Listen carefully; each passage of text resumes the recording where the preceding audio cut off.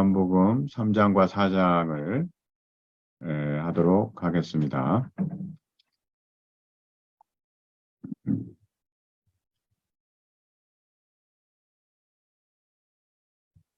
이제 3장의 구조를 살펴보면은 두 부분으로 되어 있다는 것을 알 수가 있습니다. 그래서 전반부는 이제 1절부터 21절까지고 후반부는 22절부터 36절까지. 그래서 전반부 1절부터 15절까지 니고데모와 대화, 후반부 16절부터 21절까지 요한의 설명, 그리고 22절부터 30절까지 세례 요한의 증거, 그 다음에 31절부터 36절 요한의 설명, 이러한 구조로 되어 있습니다.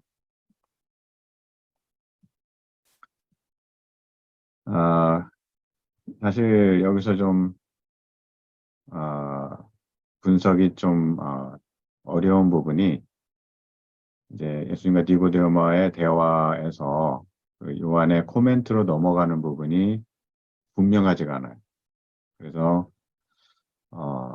예수님께서 계속 얘기를 하시는 것 같은데 읽다 보면 이게 요한이 얘기하는 것 같은 그 부분이 블렌딩이 돼가지고 아주 묘한 하여간 트랜지션이 되고 그러므로 말미암아 지금 이제 예수님께서 니고데모와 대화를 하시는 그 시간이 한 30년경이라고 보면은 지금 요한이 요한복음을 쓰는 이 시간이 이제 주 85년경이라고 보면은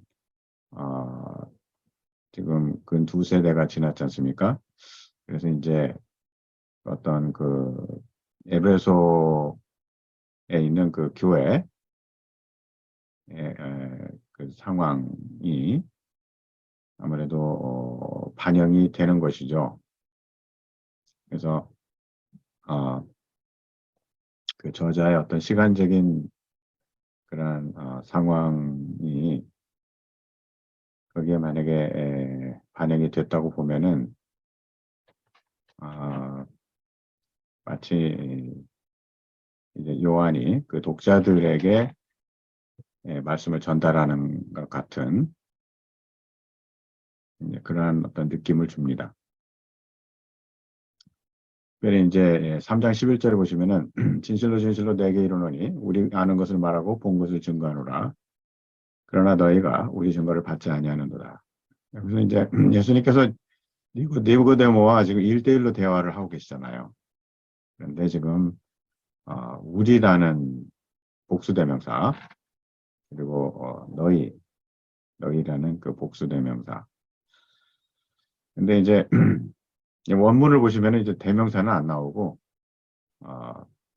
이제 동사에 이제 숨은 주어로서 이제 돼 있긴 한데 어쨌든 영어나 이제 한국말로 번역할 때는 이제 우리, 너희 이렇게 대명사로 쓰게 되는데 이 부분이 이제 우리가 좀 멈추게 되는 거죠. 그래서 우리가 누군가 하는 생각을 해보게 됩니다. 그래서 결론부터 말씀드리면은 여기서 우리는 예수님의 성육신과 죽으심과 부활을 믿는 그런 신자들을 말하고 너희는 예수님의 성육신을 믿지 않는 사람을 말한다. 그럼 예수님께서 지금 니고데모에게 말씀하고 계신데 이 너희에 이제 니고데모가 속하는 거죠. 여기서.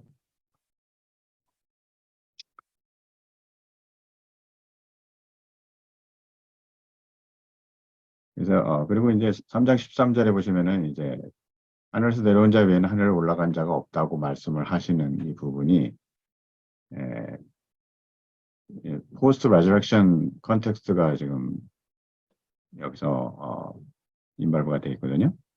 지금 예수님께서 니고데모와 말씀하실 때는 아직 죽으심과 부활 이전인데 하늘 올라갔고 지금 이 표현이 그래서 이제 마치 요한이 에베소의 교회 이제 예수님의 그 성육신과 부활 승천을 부정하는 사람들에게 말씀하고 있는 듯한 그런 느낌을 주는 것이죠. 예수님의 입을 빌려가지고 요한이 그 85년 당대 독자들에게 말하는 것 같은 그런 효과를 가져오고 있어요. 그렇지만 이것을 역사적인 그 사실성을 부정할 필요는 없는 것이죠. 예수님께서 니고데모에게 그렇게 말씀을 하셨을 수도 있는 것이죠. 앞으로 이제 죽으시고 부활하실 것을 미리 말씀을 하신 것이고 그것은 예수님의 성육신을 강조하는 것이다. 왜냐하면 하늘에서 내려온 자 말고는 하늘로 올라간 자가 없기 때문에 예수님 자신이 하늘에서 내려온 자다 하는 것을 니고데모에게 강조하신 말씀이다. 이렇게 볼 수도 있습니다. 그래서 이제 본문에 보시면은 3장 1절부터 바리새인 중에 니고데모라 하는 사람이 있으니 유대인의 관원이라 그가 밤에 예수께 와서 가로되 랍비여 우리가 당신 하나님께로서 오신 선생인 줄 아나이다. 하나님이 함께 하시지 아니하시면 당신이 행하시는 이 표적을 아무라도 할 수 없음이니이다. 예수께서 대답하여 가라사대 진실로 진실로 내게 이르노니 사람이 거듭나지 아니하면 하나님 나라를 볼 수 없느니라. 니고데모가 가로되 사람이 늙으면 어떻게 날 수 있사옵나이까? 두 번째 모태에 들어가다가 날 수 있사옵나이까? 예수께서 대답하시되 진실로 진실로 내게 이르노니 사람이 불과 성령으로 나지 않으면 하나님 나라에 들어갈 수 없느니라. 그래서 이게 쭉 이제 15절까지 예수님과 니고데모의 대화가 이어지죠. 그래서 이제 여기서 분명한 것은 이제 오해 주제가 있습니다. 그래서 네가 거듭나야 되겠다. 이렇게 지금 예수님께서 말씀하시니까 이것이 어떻게 가능합니까? 이렇게 물어봤거든요. 근데 여기서 이제 거듭난다는 표현이 아노센이라는 부사를 쓰거든요. 아노센은 이제 두 가지 의미가 있습니다. 위로부터 위에서라는 뜻과 again 다시 이런 뜻이 있습니다. 그래서 born again 다시 태어난다는 의미도 되고 born from above 이런 표현도 됩니다. 그래서 이제 니고데모는 이거를 어떻게 가능하냐고 그 가능성을 부정하는 듯한 그런 대답을 하고 있어요.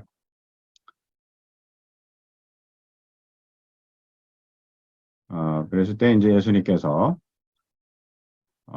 물과 성령으로 나야지 된다 그렇게 말씀을 하셨거든요.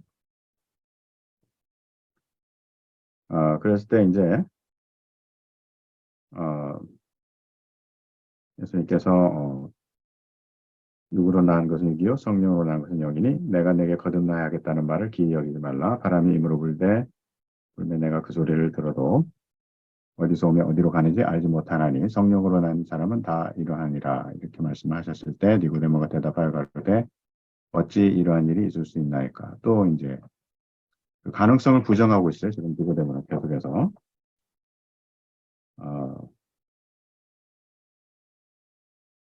그래서 이제 10절에 예수님께서 니고데모를 질책하십니다. 11절에 진실로 진실로 내게 이르노니 우리 아는 것을 말하고 본 것을 증거하노라. 그러나 너희가 우리 증거를 받지 아니하는도다. 그래서 쭉 이제 예수님께서 이제 증거를 하시는데 여기서 분명한 것은 지금 니고데모가 예수님의 말씀을 이해도 못할 뿐 아니라 이해하려고도 안 하는 거예요. 처음부터 딱 그냥 잘라버리잖아요. 어떻게 이게 가능하냐고. 예. 이것이 이제 여기서 우리가 니고데모의 대답의 특징입니다. 그래서 이제 12절에 예수님께서 내가 땅의 일을 말해도 너희가 믿지 아니하거든 하물며 하늘 일을 말하면 어떻게 믿겠느냐. 그러니까 여기서 분명히 니고데모는 불신자입니다. 불신자. 네. 죄송합니다. 니고데모는 불신자인데 이제 분명한 거는 이제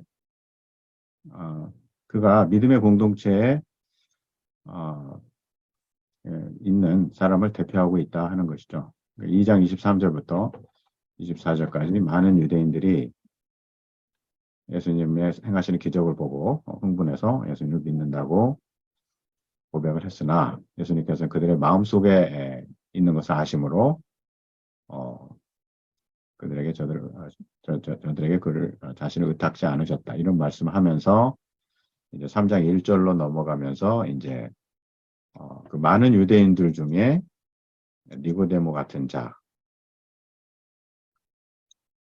그래서 이제 그 부분이 이제 2장 마지막 부분하고 3장 이제 연결이 되는 거죠. 그래서 이제 니고데모의 믿음은 결함 있는 믿음이다. 그래서 이제 리언 마리스 같은 그 학자는 니고데모의 믿음을 defective faith다 이렇게 이제 보거든요. defective faith, deficient faith 뭐 이렇게. 근데 이제 한국말로는 이제 결함 있는 믿음이다. 그래서 이제 왜 니고데모의 믿음이 결함이 있는 믿음이냐? 어쨌든 예수님의 말씀 보면 네가 물과 성령으로 나야만이 하나님 나라에 들어간다고 하는 말씀은 니고데모가 아직 중생을 못한 사람이다 이거예요. 예, 그래서 첫 번째로는 이제 그가 밤에 예수님을 찾아왔다 하는 것이죠. 그래서 여기서 밤에 예수님을 찾아왔다고 하는데 그 밤이라는 것은 이제 요한의 상징주의에서 어둠, 불신앙을 상징한다는 거예요. 밤은. 그래서 1장 5절에 보면은 빛이 어둠에 비추되 어둠이 이를 깨닫지 못하더라. 지금 예수님께서 네가 거듭나야지 천국을 본다고 그랬는데 내가 어머니 태 다시 들어가야 됩니까? 이렇게 엉뚱한 대답을 하거든요. 그러니까 빛이 지금 어둠에 비쳤는데 어둠이 이를 깨닫지 못하는 거잖아요. 지금 현재. 그 다음에 이제 13장 30절에 하면은 유다는 예수님이 주신 그 떡을 먹고 다락방을 떠났는데 어둠 속으로 들어갔다고 했어요. 어둠 속으로. 방을 나가서 어둠 속으로. 그게 밤이었다. 그래서 그 가룟 유대 불신앙을 상징하고 있고 그 다음에 요한복음 19장 39절에 이제 예수님이 돌아가시고 나서 아리마대 사람 요셉이 빌라도에게 비밀리에 와가지고 예수님의 시신을 달라고 요청을 했습니다. 그때 니고데모도 이제 뭐 약간 지명 섞은 100근을 가지고 왔는데 요한이 잊지 않고 하는 코멘트는 뭐냐면 니고데모가 전에 밤에 예수께 왔던 자다 이런 코멘트를 달고 있습니다. 그래서 밤이라는 단어가 또 이렇게 사용이 되고 있는데 그거는 니고데모의 불신앙을 상징하고 있다 하는 것을 여기서 알 수가 있습니다. 그래서 이제 밤에 나타났다고 하는 것은 왜 그러냐 하면은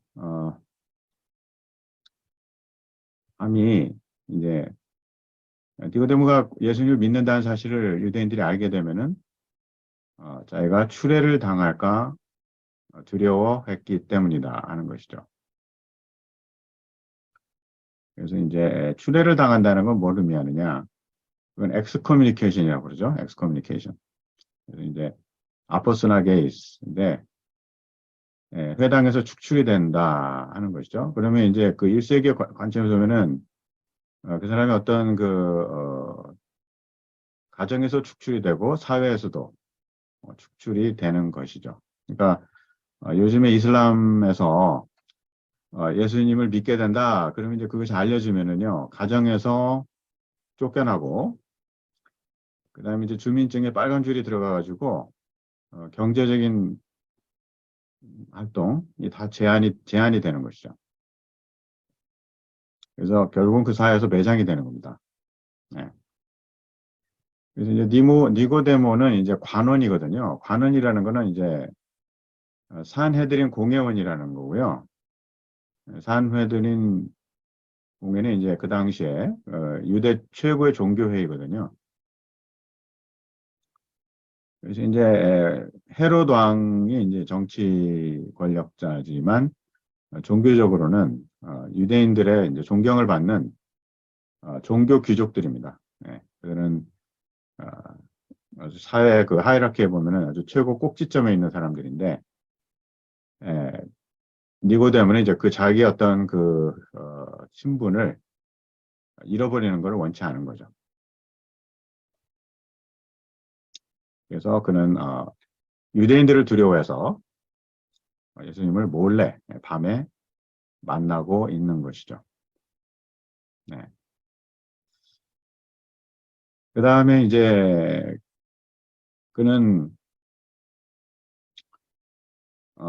예수님을 왜 만나려고 했을까요? 그것은 이제 예수님이 행하신 기적을 보고서 이제 당신이 하나님께로부터는 선생이라고 얘기를 하잖아요. 네. 그래서 하나님께로부터는 선생이기 때문에 이런 표적을 누가에게 할 수 있겠느냐 이거예요. 그래서 이제 아리마대 이제 니고데모의 그 동기는 기적을 보고 흥분하는 겁니다. 기적을 보고 예수님을 존경하고 예수님을 어떤 선지자 내지는 위대한 지도자 아니면 앞으로 민족을 로마에서 구원할 그런 영웅 뭐 이런 식으로 생각했던 것이죠. 그래서 이제 니고데모는 당신은 하나님께로부터 온 하나님의 아들입니다. 이렇게 고백을 하는 게 아니고 하나님께로부터 온 선생이다. 이렇게 표현하고 있거든요. 네. 그렇기 때문에 니고데모는 예수 그리스도를 믿지 않은 것이고 이제 아까 11절, 12절에서도 우리 증거를 받지 않는다. 예수님께서 하늘에서 내려오신 하나님의 아들인데 그거를 받아들이지 않는다 이거예요. 왜냐하면 니고데모는 유일신 사상에 있었을 것이고 아브라함의 후손이라고 하는데 프라이드가 있었을 것이고 어, 인간이 하나님이라고 하는 그 가르침을 받아들일 수 없는 것이죠. 그래서 사실 결핍된 믿음이라고 하는 표현은 그냥 우리가 편의상 하는 표현이고 심플하게 얘기하면 니고데모는 믿음이 없는 사람이죠. 사실 믿음이 있고 없고 이게 딱 갈려지는 것이지 중간지대는 없습니다. 믿음이 있고 없는 것이지 믿음이 뭐 30%만 있고 50%만 있고 이렇게 얘기할 수는 없는 것이거든요. 예. 그래서 이제 어쨌든 우리 사람의 눈으로 보면은 그거를 분간할 수가 없으니까 이제 믿음이 뭐 부족하다든지 뭐 여러 가지 표현을 하는데 어쨌든 우리 눈으로는 판단할 수가 없는 것이죠. 예. 그래서 이제 대종이라는 학자에 의하면은 요한복음 19장에서도 아리마대 요셉과 니고데모와 대조가 이루어지고 있다고 말하고 있어요. 그들은 진리를 알아가는 은밀한 제자들로 묘사되고 있고 그것을 아직 이해하지 못하고 있는데 그 이유는 그들이 하나님의 영광보다는 사람의 영광을 더 사랑하기 때문이라고 주석을 하고 있습니다. 어, 근데 이제 아까 7장에서 보시면은 이제 그 바리새인들이 예수를 잡아들이려고 할 때에 니고데모가 약간 방어하는 말을 하거든요. 내는 사람을 불러서 물어보지도 않고 그 사람의 죄를 정하느냐라고 니고데모가 이제 말을 했는데 언뜻 보면 예수님을 변호하는 것 같은 말인데 사실은 그가 이제 공회에서 예수님을 그가 메시아로 믿었다면 예수님은 바로 모세가 예언했던 바로 메시아다 이렇게 하는 증거가 있어야 되는데 그런 말을 전혀 안 하고 있잖아요. 전혀 안 하고 그냥 두리뭉실하게 그 사람을 불러서 말도 안 해보고 죄를 정하냐 뭐 이런 식으로 그걸 뭘 말하냐면은 그가 예수님을 하늘에서 내려온 하나님의 아들로 분명히 믿고 있지 않았다 하는 것을 나타내 주고 있는 것이죠. 그 다음에 이제 요한복음 19장 38절부터 42절까지를 보시면은 아리마대 요셉이 비밀리에 빌라도에게 예수님의 시신을 달라고 요구했습니다. 그리고 니고데모도 모략과 침향 섞은 것을 100근좀 가져왔고요. 이게 무겁기 때문에 자신이 가져왔을 리는 없고 하인들을 시켰을 것이다 하는 걸 우리가 생각해 볼 수가 있고요. 그 다음에 요한은 니고데모가 전에 밤에 예수님께 왔던 자라고 코멘트를 하고 있습니다. 이는 그가 아직도 예수님을 하나님의 아들로 믿지 않고 있었다는 것을 나타내고 있어요. 이들은 예수님을 선지자 내지 위대한 종교 지도자로서 알고서 예수님의 시신을 장사 지낸 것이다 하는 것이죠. 그 당시에 이제 주유소가 죽었을 때 로마 관원은 이제 가장 가까운 친지에게 가족에게 이제 시신을 넘겨줬다고 합니다. 근데 만약에 십자가에 못 박혀 죽었다면은 이제 로마 관원이 이제 그가 까마귀가 와서 먹도록 내버려뒀고 그로 말미암아 사람들에게 본보기를 삼았다는 것이죠. 그렇지만 이제 유대인들은 그 십자가에서 이제 죄수를 내려서 장사를 지내는데 그 가족의 묘에는 두지 않고 따로 준비한 묘지에 묻었다 하는 것이죠. 그래서 이제 아리마대 요셉과 이제 니고데모는 분명히 예수님을 선지자 하나님께서 보내신 선지자로 알고 있었던 것이죠. 그래서 그들은 예수님을 분명히 존경하고 있었고 동정하고 있었고 그래서 예수님을 그 십자가에 달린 채 까마귀가 먹도록 내버려 둘 수가 없었던 것이에요. 그래서 비밀리에 왕가 아니겠어요? 공적으로 온 게 아니고 비밀리에 누가 볼까봐 그렇게 했다는 것이죠. 그래서 어떤 예수님에 대한 커리치인 것이지 이것이 그들이 예수님을 하나님의 아들로 믿었다는 증거는 될 수 없다 하는 것이에요.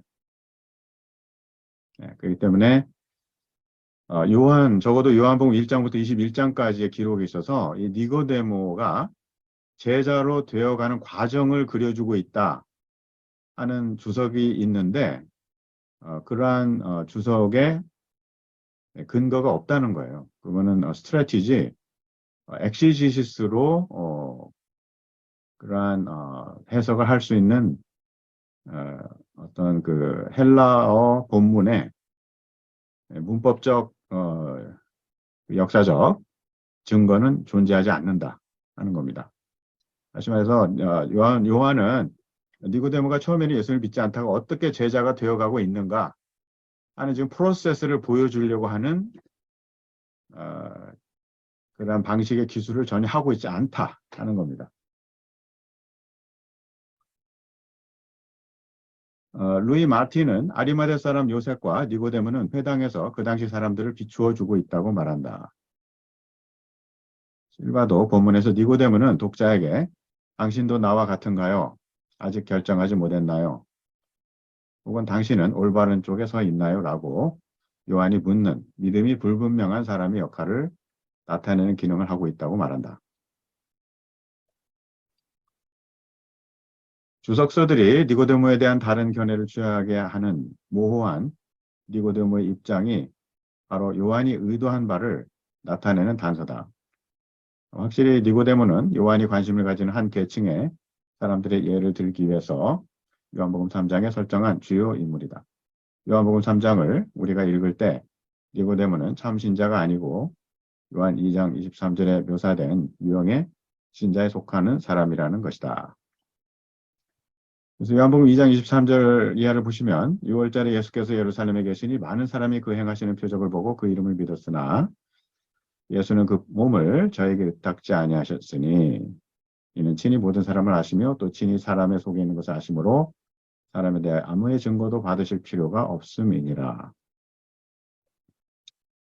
그래서 지금 여기서 믿었다고 하는 거 있잖아요. 6월절에 예수님께서 예루살렘에 계시니 많은 사람이 그 행하시는 표적을 보고 그 이름을 믿었으나, 여기서 이제 이름을 믿었다고 하는 표현의 그 헬라어 표현을 보면은 believe into 포뮬라를 쓰고 있습니다. 피스티오 에이스라는 표현을 쓰고 있어요. 그래서 피스티오는 믿는다, 에이스는 이제 전치사 into라는 뜻이고요.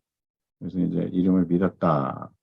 근데 이제 C.H. 다드 같은 학자는 이 피스티오 에이스라는 이 형태, 이것이 요한복음에서 진정한 믿음을 나타내는 표현이다, 뭐 이렇게 주장을 했습니다. 피스티오 에이스가.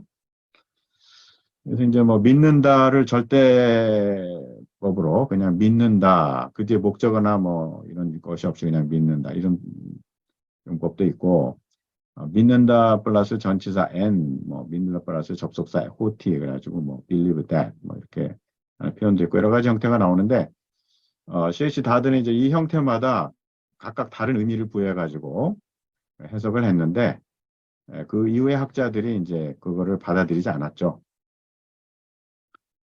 그래서 피스티오 에이스라는 형태가 있을지라도 그것이 반드시 진실한 믿음을 의미하는 게 아니라는 것이죠. 그래서 지금 그 이름을 믿었다고 할 때에 이 믿는 믿음이 예수님을 하나님의 아들로 믿는 믿음이 아니라는 거예요. 그래서 이 표적을 보고 믿는 거, 이제 여기에 대해서 요한은 어느 정도 부정적인 그러한 견해를 가지고 있습니다.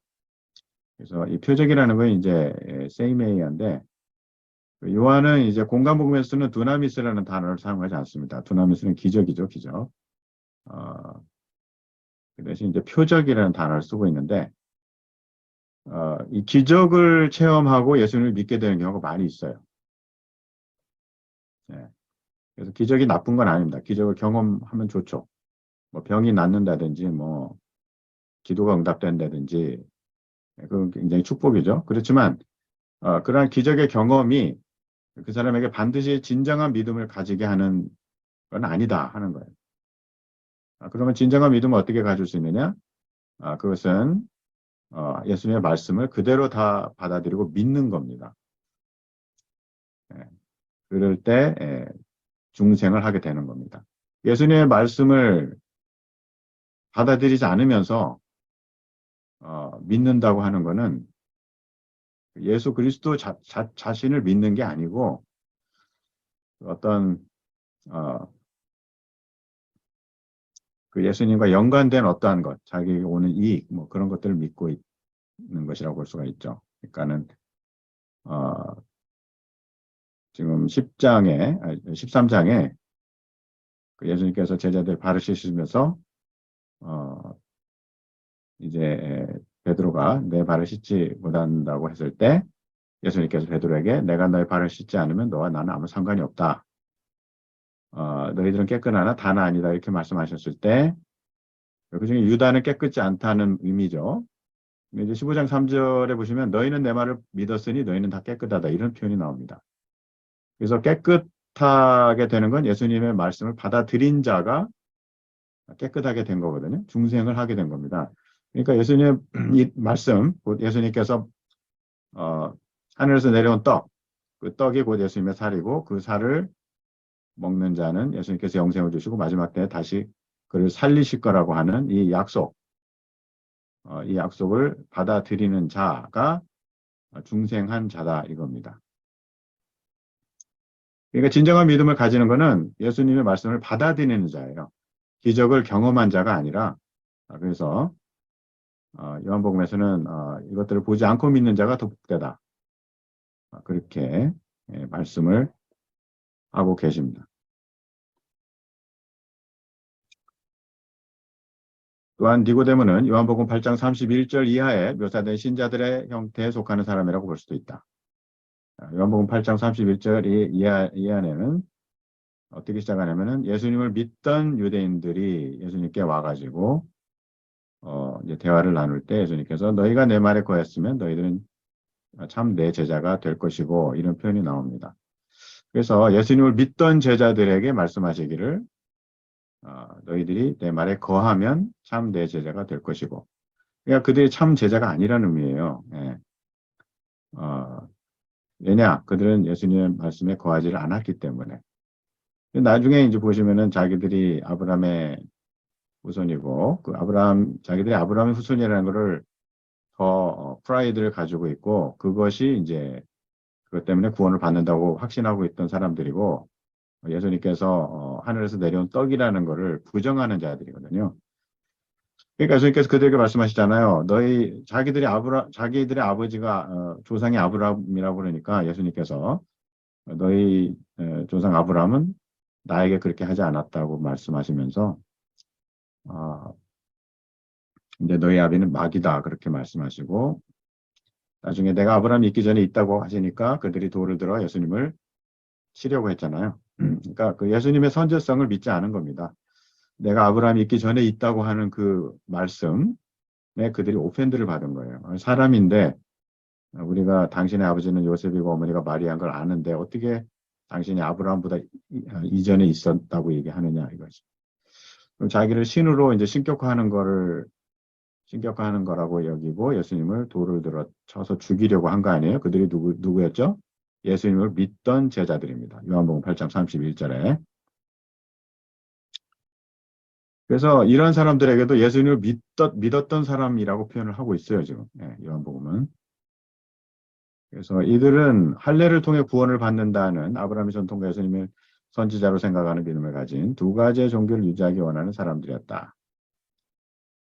그러니까 아브라함의 자손으로서 구원은 받는 것이고 예수님은 선지자로서 기적을 행하는 분으로 이분을 따라다니면서 기적을 경험하면서 병도 낫고 이 땅에 이제 복도 받고 하는 이제 그 두 가지를 유지하기를 원하는 사람들인 거죠. 그러나 요한은 죄의 용서와 구원은 오직 예수님의 죽음과 부활로 성취되었다는 것을 강조한다. 예수님은 길이요 진리요 생명이시다. 예수님을 통하지 않고는 하나님께 나아갈 다른 어떤 길도 없다. 즉 아브라함의 자손이란 것으로는 천국에 갈 수 없다는 거죠. 그래서 이거 아케와 마풋이라는 이제 인도네시아의 크리스찬 청년이 있습니다. 인도네시아 수마트라섬 북쪽 아체 마을에 두 청년 아케와 마풋이 있었습니다. 이들은 대학을 다니기 위해서 도시로 나왔는데 이제 돈이 다 떨어지자 아르바이트를 구하려고 하자 여의치 않자 CCC에 들어가서 아르바이트를 하게 됐습니다. 그들이 한 일은 예수라는 영화의 대사를 아랍어로 번역해서 더빙을 하는 그런 작업을 하다가 예수님이 구주신 것을 알게 되고 예수님을 구주로 영접을 하게 된 겁니다. 그래서 아케의 아버지는 모스크의 중요한 직책을 맡고 있었고, 그는 아케어에게 기독교를 버리고 다시 이슬람으로 오라고 종용을 했으나 아케어가 이를 듣지 않자 그는 아들을 이맘에 고소를 했습니다. 그리고 이맘이 이제 아케어와 마풋을 마을 사람들을 불러놓고 협박을 하는 거죠. 기독교를 버리고 이슬람으로 오라고. 그러자 그들이 끝까지 거부하고 예수님을 믿는다는 신앙을 고백하자 이제 이맘이 그들을 돌을 들어 쳐서 죽이려고 했습니다. 그들은 가까스로 이제 빠져나와가지고 도시로 내려가서 다시 CCC로 들어가서 이제 제자 훈련을 받았습니다. 그런데 이제 2004년 12월 26일 날 인도네시아의 9.3대 지진과 쓰나미가 발생을 했고 이때 이제 마을은 물바다가 됐고 많은 사람이 죽은 가운데 컴패션이 구호 활동이 펼쳐졌고 아케와 마풋이 이제 여기에 참여를 하게 됐습니다. 그래서 이 구호 활동하는 것을 본 마을 사람들이 예수님을 구주로 영접을 했습니다. 근데 이슬람 선교에 있어서 내부자 운동이라는 게 있어요. 내부자 운동, 인사이더 무브먼트라는. 이 내부자 운동이라는 건 이제 모슬렘이 이제 예수님을 믿게 되면 그거 알려지면 이제 출애를 당하니까 출애를 당하면 이제 가족이나 사회에서 매장이 되는 거거든요. 그럼 살아갈 수가 없으니까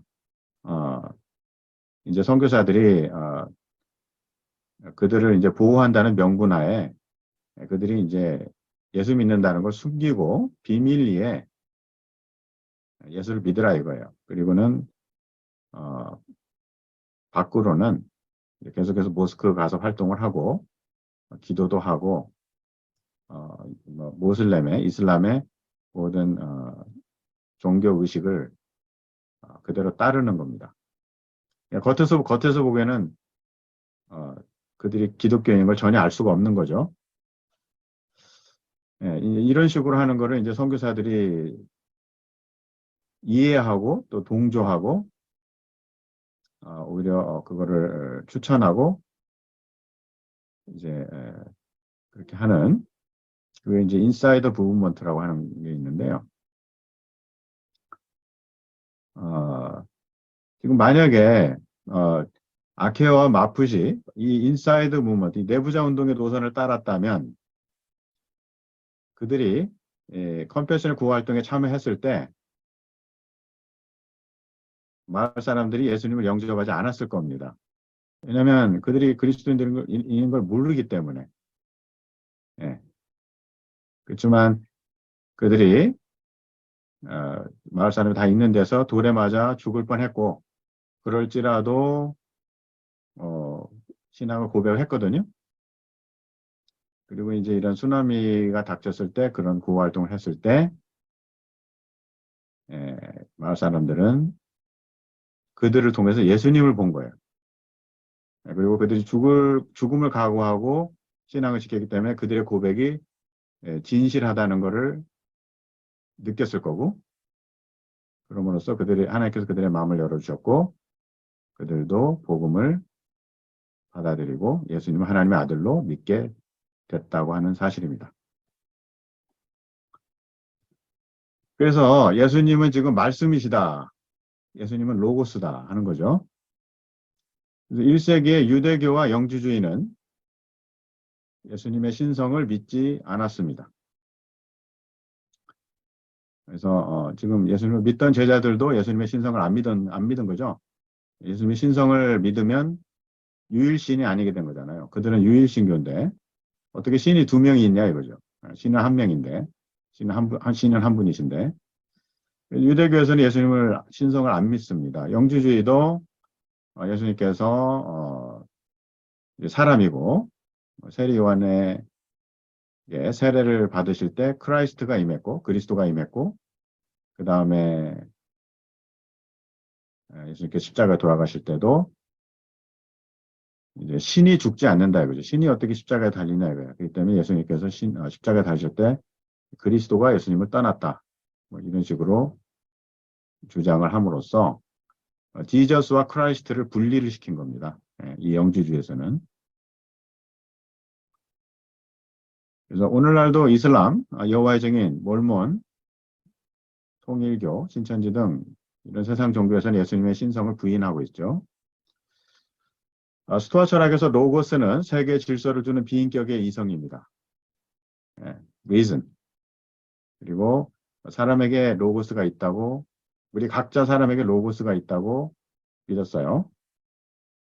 중기 스토아 철학은 사람에게 충동과 로고스, 이 두 요소가 있다고 주장을 하는 겁니다. 그래서 이 충동은 동물적인 측면이고, 로고스는 이성이에요. 그래서 이성이 이 동물적인 요소를 제어해준다. 이렇게 본 것이죠.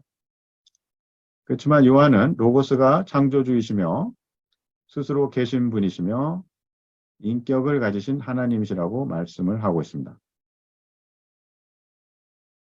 네. 그래서 이제 그 헬라어에서의 로고스를 차용해서 쓰고 있는데 그 로고스의 개념은 히브리적 개념이다. 그래서 제가 전에 말씀드렸듯이 창세기 1장에 빛이 있으라 이렇게 말씀하신 그 하나님의 말씀, 그 말씀이 이 로고스의 그 구약적 배경이라는 거죠. 이 로고스는 헬라어 단어 로고스인데 그 내용은 헬라적 개념이 전혀 아니고 구약적인 개념이다 하는 거를 제가 지난 시간에 말씀을 드렸습니다. 그래서 이 신약에서의 그 헬라어를 우리가 이해를 할 때 가장 좋은 주석서는 70인역이고요. 그보다 더 좋은 주석서는 구약성경이다 하는 것이죠.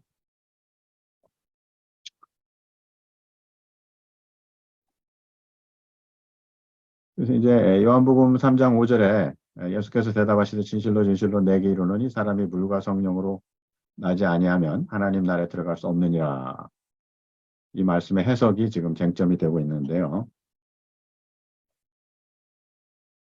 어떤 주석가들은 물과 영이 두 가지 다른 단계를 나타낸다고 말합니다. 요한복음 2장 7절과 관계된 유대인의 의식이다.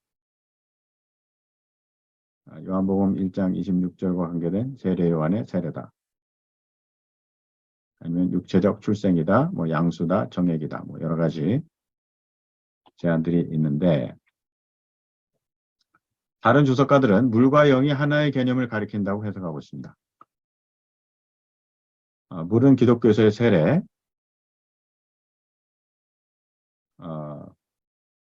아마도 이것은 물과 성령의 구절을 의미하는 바일 것이다. 그러나 니고데모가 이 의미를 알 수는 없었을 것이다. 물이란 단어 자체가 성령을 가리키는 말이다. 물 곧 성령 이렇게 해석하는 거죠. 물과 성령이라는 구절은 성령으로 태어난다는 뜻을 가리키는 것이다. 이 견해는 요한복음 7장 37절부터 39절의 관점에서 볼 때 진실에 가까운 견해로 보여진다. 7장 37절, 39절까지 말씀을 보면은 예수님께서 그 초막절에 예루살렘 성전에 발코니에 쓰셔가지고 목마른 자는 다 내게로 오라. 내가 너에게 생수를 주겠다. 나를 믿는 자는 그 배에서 생수가 강같이 흘러나리라 하는 표현인데 이제 요 안에 코멘트가 있죠. 이것은 예수님께서 부활하신 후에 보실 성령을 가리켜 하신 말씀이다. 그렇게 요한이 이제 코멘트를 하고 있습니다. 그래서 이제 거기서 물과 성령이 같이 나오거든요. 물과 성령. 물이 성령을 가리키고 있습니다. 여기서. 그러나 문법적으로 보면 타당하지 않은 견해로 보이는데 그것은 그리고라는 접속사가 의미를 설명해주는 기능으로 쓰이지는 않기 때문이다. 그래서 이제 이거를 exegetical이라는 표현을 하거나 아니면 appositional이라고 하는 표현을 하는데 A 그리고 B 그러면은 B가 A를 설명해준다 이거죠. 그런데 이 그리고라는 접속사가 그런 appositional 기능이 없다는 거죠. 문법적으로 보면은. 그래서 물 곧 성령 이러한 의미가 문법적으로는 타당하지 않은 해석이다 하는 겁니다. 그러면 이제 물과 성령 이 과를 어떻게 해석을 해야 되느냐 할 때 빌립보서 2장에 보시면은 우리가 두려움과 떨림으로 구원을 이룬다 하는 표현이 있거든요. 두려움과 떨림. 그건 어떤 뭐 확실한 두려움, 예, 엄숙한 떨림, 뭐 이렇게 되는 것이겠죠. 그래서 이 두려움과 떨림을 이제 이렇게 함께 어떤 그 표현을 더 강화시키는 그런 문법 그 수사법이라고 볼 때 그걸 이제 핸디어디스라고 이제 그렇게 부르거든요. 그래서 물과 성령 그러면은 물과 성령을 각각 다른 것을 가리킨 것이 아니라 물과 성령이 합해져서 중생이라는 의미를 나타낸다. 이렇게 볼 수가 있습니다. 그래서 물은 실성을 의미한다. 그리고 이 주제는 성령과 깊은 관계가 있는데 그것은 성령께서 씻음을 주시는 분이시기 때문이다. 성령님이 없이는 씻음은 일어나지 않는다. 니고데모는 그 당시의 선생으로서 예수님께서 가르치시는 것의 의미를 알았어야 했다. 1세기의 쿰란 공동체도 물과 성령으로 씻어짐의 개념을 알고 있었습니다. 그래서 이제 그 사회사본에 매뉴얼 오브 디시플린 컬럼 3에서 4에 써 있습니다. 그럼 니고데모도 최소한 이들이 알고 있을 정도로 물과 성령을 씻어짐에 대해서 알고 있었어야 하는 것이죠. 그럼 이 쿰란 공동체는 어디에서 이 개념을 가져오게 되느냐? 그것은 에스겔서 16장 9절이나 36장 24에서 27절로부터입니다. 구약은 두 가지 필요를 분명히 가르치고 있는데 하나는 씻음이고 다른 하나는 새로운 성질입니다. 그렇다고 우리가 이 구절에서 성례적인 의미를 전적으로 배제하는 것도 옳지 않다. 왜냐하면 초대교회 신자들이 요한복음 3장 5절을 읽을 때 이를 세례와 연결해서 이해했을 가능성이 남아있기 때문이다.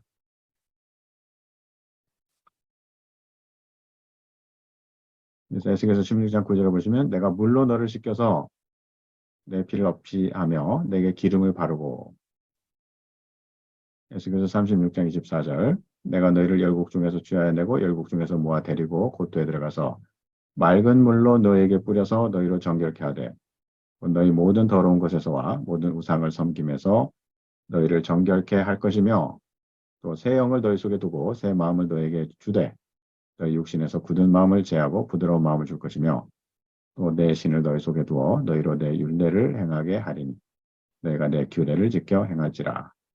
물로 몸을 씻으면 다시 더러워지잖아요. 그렇기 때문에 마음이 씻겨져야 되는데 어떻게 마음이 씻겨지느냐?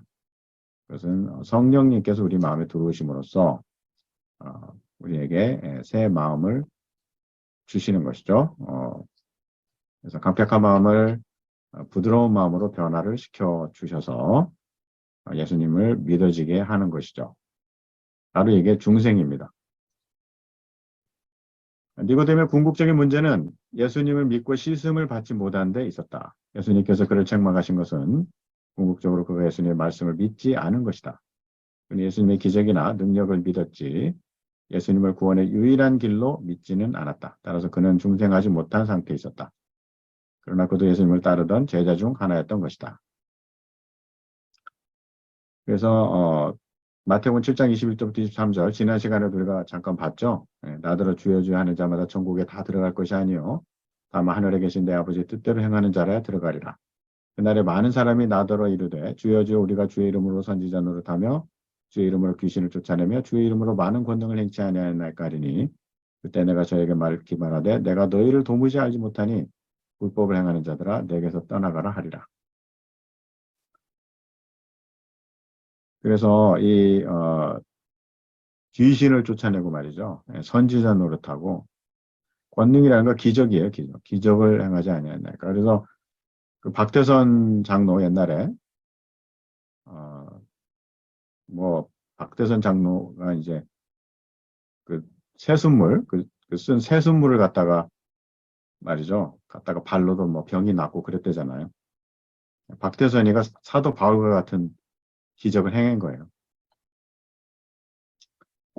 그래서 기적과 믿음의 관계 요한은 두나미스 대신 세이메이아를 사용한다. 요한은 귀신 쫓는 기적 이야기를 포함하고 있지 않다. 마가복음에는 최소한 18번 이상의 귀신 쫓는 이야기가 나오고 특히 마가복음에서는 이제 모든 병의 원인자가 귀신이에요. 예. 그래서 예수님께서 뭐 어떤 사람의 병을 고쳐주시면 귀신이 떠나간 걸로 그렇게 기술을 하고 있습니다. 반면에 요한복음에서는 이 귀신 쫓는 이야기를 하나도 하고 있지 않고 그 병마의 원인을 귀신이라고 이렇게 연결시키지도 않아요. 이 요한복음은. 그래서 이 귀신이라는 거는 어떤 이런 병을 가져다 주는 어떤 존재라기보다는 이 요한복음에서는 이 귀신이 이제 왕초가 데블 아니에요? 데블, 마귀. 근데 이 마귀는 이제 예수 그리스도의 가르침을 대적하는 예수님의 어떤 구속의 그 계획과 구속의 사역을 방해하는 그러한 우주적인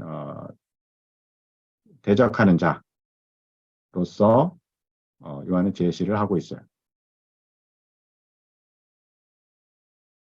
어, 그리고 기적은 진정한 믿음을 가지게 하지 않는다. 진정한 믿음은 예수님의 말씀을 받아들일 때 생긴다는 것이죠.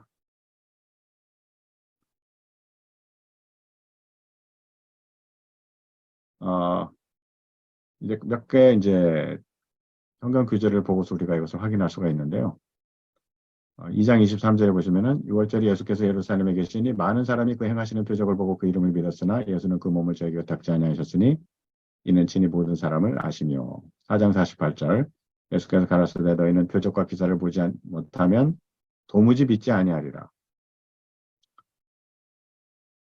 6장 26절 예수께서 대답하여 가라사대 내가 진실로 진실로 너희에게 이르노니 너희가 나를 찾는 것은 표적을 본 까닭이 아니요 떡을 먹고 배부른 까닭이로다.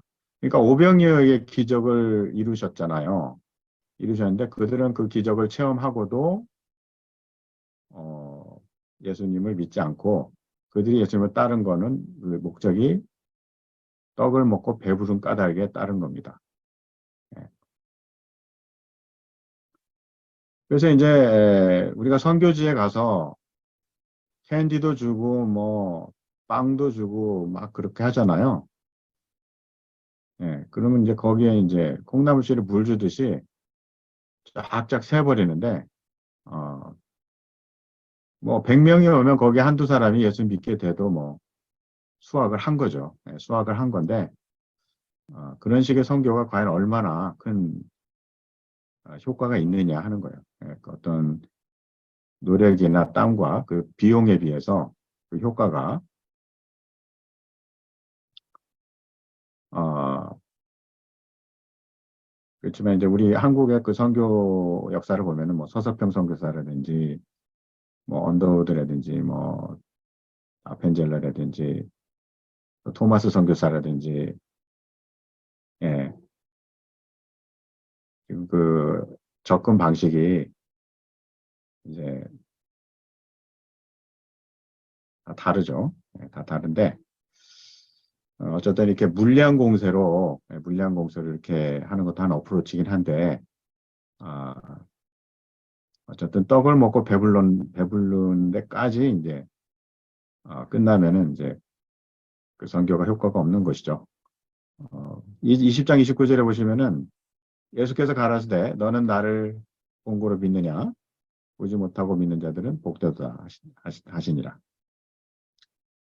그래서 이제 저와 여러분이 지금 21세기에 예수님을 직접 보지 못한 상태에서 지금 예수님을 믿고 있지 않습니까? 네, 성령의 역사로 이게 가능해진 것입니다. 성령의 역사로. 그래서 요한복음 3장 5절의 신학적 의미는 사람의 구원에 있어서의 하나님의 주권이다.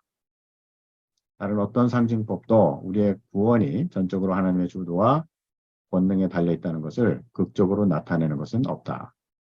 중생에 있어서의 그 하나님의 절대 주권. 그래서 이 중생이라는 것은 우리가 다시 태어나는 건데 성령님이 오셔서 우리가 태어나지는 것이죠. 그래서 우리가 아이가 어머니에게 어머니 나를 좀 낳아주세요. 라고 할 수 없잖아요. 어머니가 아이를 낳아줄 때 아이가 낳아짐을 당하는 거잖아요. 그죠? 마찬가지로 우리가 하나님의 아들, 딸로 태어나는 것도 우리가 이렇게 하는 게 아니죠. 우리가 하는 게 아니고 우리는 수동적으로 하나님의 자녀로 태어나짐을 당하는 거예요.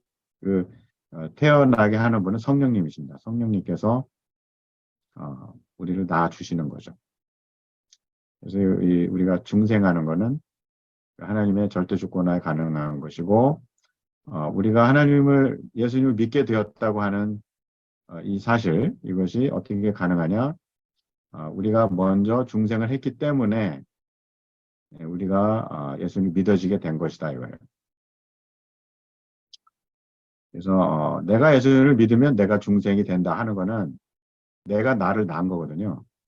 예. 그러니까 믿음이 중생을 앞설 수는 없어요. 믿음이 중생을 앞선다는 거는 내가 내 자유의지로 먼저 믿어서 내가 중생이 됐다는 의미거든요. 그 말은 내가 나를 낳도록 내가 했다 이 말이에요. 예, 왜냐하면 믿음이 그 통제하는 요소이기 때문에 어디까지나 내가 나를 낳은 거예요. 이거는 지금 요한복음에서 말씀하는 가르침이 아니죠. 요한복음에서 말씀할 가르침은 중생이 먼저입니다. 중생이. 성령이 우리에게 오셔서 예수님의 하나님의 아들임을 깨달아지게 하시고 우리를 일깨워 주실 때 우리가 예수님을 믿게 되는 거죠. 그래서 이제 개혁주의에서는 중생이 먼저입니다. 개혁주의에서는 하나님의 역사가 먼저고 그 다음에 나의 믿음이 그걸 따라오는 거죠. 이게 개혁주의 구원론의 핵심이에요. 이 순서가 바뀌면 알미니안주의가 되는 겁니다. 그래서 이제 니고데모는 유대 관원이었습니다. 곧 그는 사내들인 공회원이었죠. 그는 바리새인이었고 선지자의 말씀에 박식했던 사람이었습니다. 그는 사람의 눈을 피해 밤에 예수님을 만나러 왔고 그는 예수님을 랍비라고 불렀고 그는 예수를 하나님으로부터 온 선생이라고 표현했어요. 그는 예수님이 행하신 표적에만 관심이 있었고 그는 어찌 이런 일이 있을 수 있습니까? 라고 되물으며 그 가능성을 부정했습니다. 그는 어떻게 하면 거듭날 수 있나요? 이렇게 물어봤어야 돼요. 근데 어떻게 이게 가능합니까? 이게 가능성을 부정한 거예요. 니고데모의 오해, 모태에 다시 들어갔다가 나와야 하겠습니까? 예수님의 대답, 물과 성령으로 나야 하나님 나라에 들어갈 수 있다. 성령으로 난 사람의 특징은 바람과 같다. 어디서 오는지 어디로 가는지 모른다는 거죠. 니고데모의 불신앙, 어떻게 이런 일이 가능합니까? 예수님의 책망, 네가 이스라엘의 선생으로서 어떻게 이거를 모르느냐? 그 다음에 예수님의 증거가 말씀이 되어지고 있는 것이죠. 그래서 3장 11절부터 15절까지 예수님께서 니고데모에게 이렇게 말씀을 하시는 거예요. 진실로 진실로 내게 이르노니 우리 아는 것을 말하고 본 것을 증거하노라. 그러나 너희가 우리 증거를 받지 아니하는도다. 내가 땅의 일을 말해도 너희가 믿지 아니하거든. 하물며 하늘 일을 말하면 어떻게 믿겠느냐. 하늘에서 내려온 자, 곧 인자 외에는 하늘에 올라간 자가 없느니라. 모세가 광야에서 뱀을 든 것 같이 인자도 들려야 하리니 이는 저를 믿는 자마다 영생을 얻게 하려 하심이니라.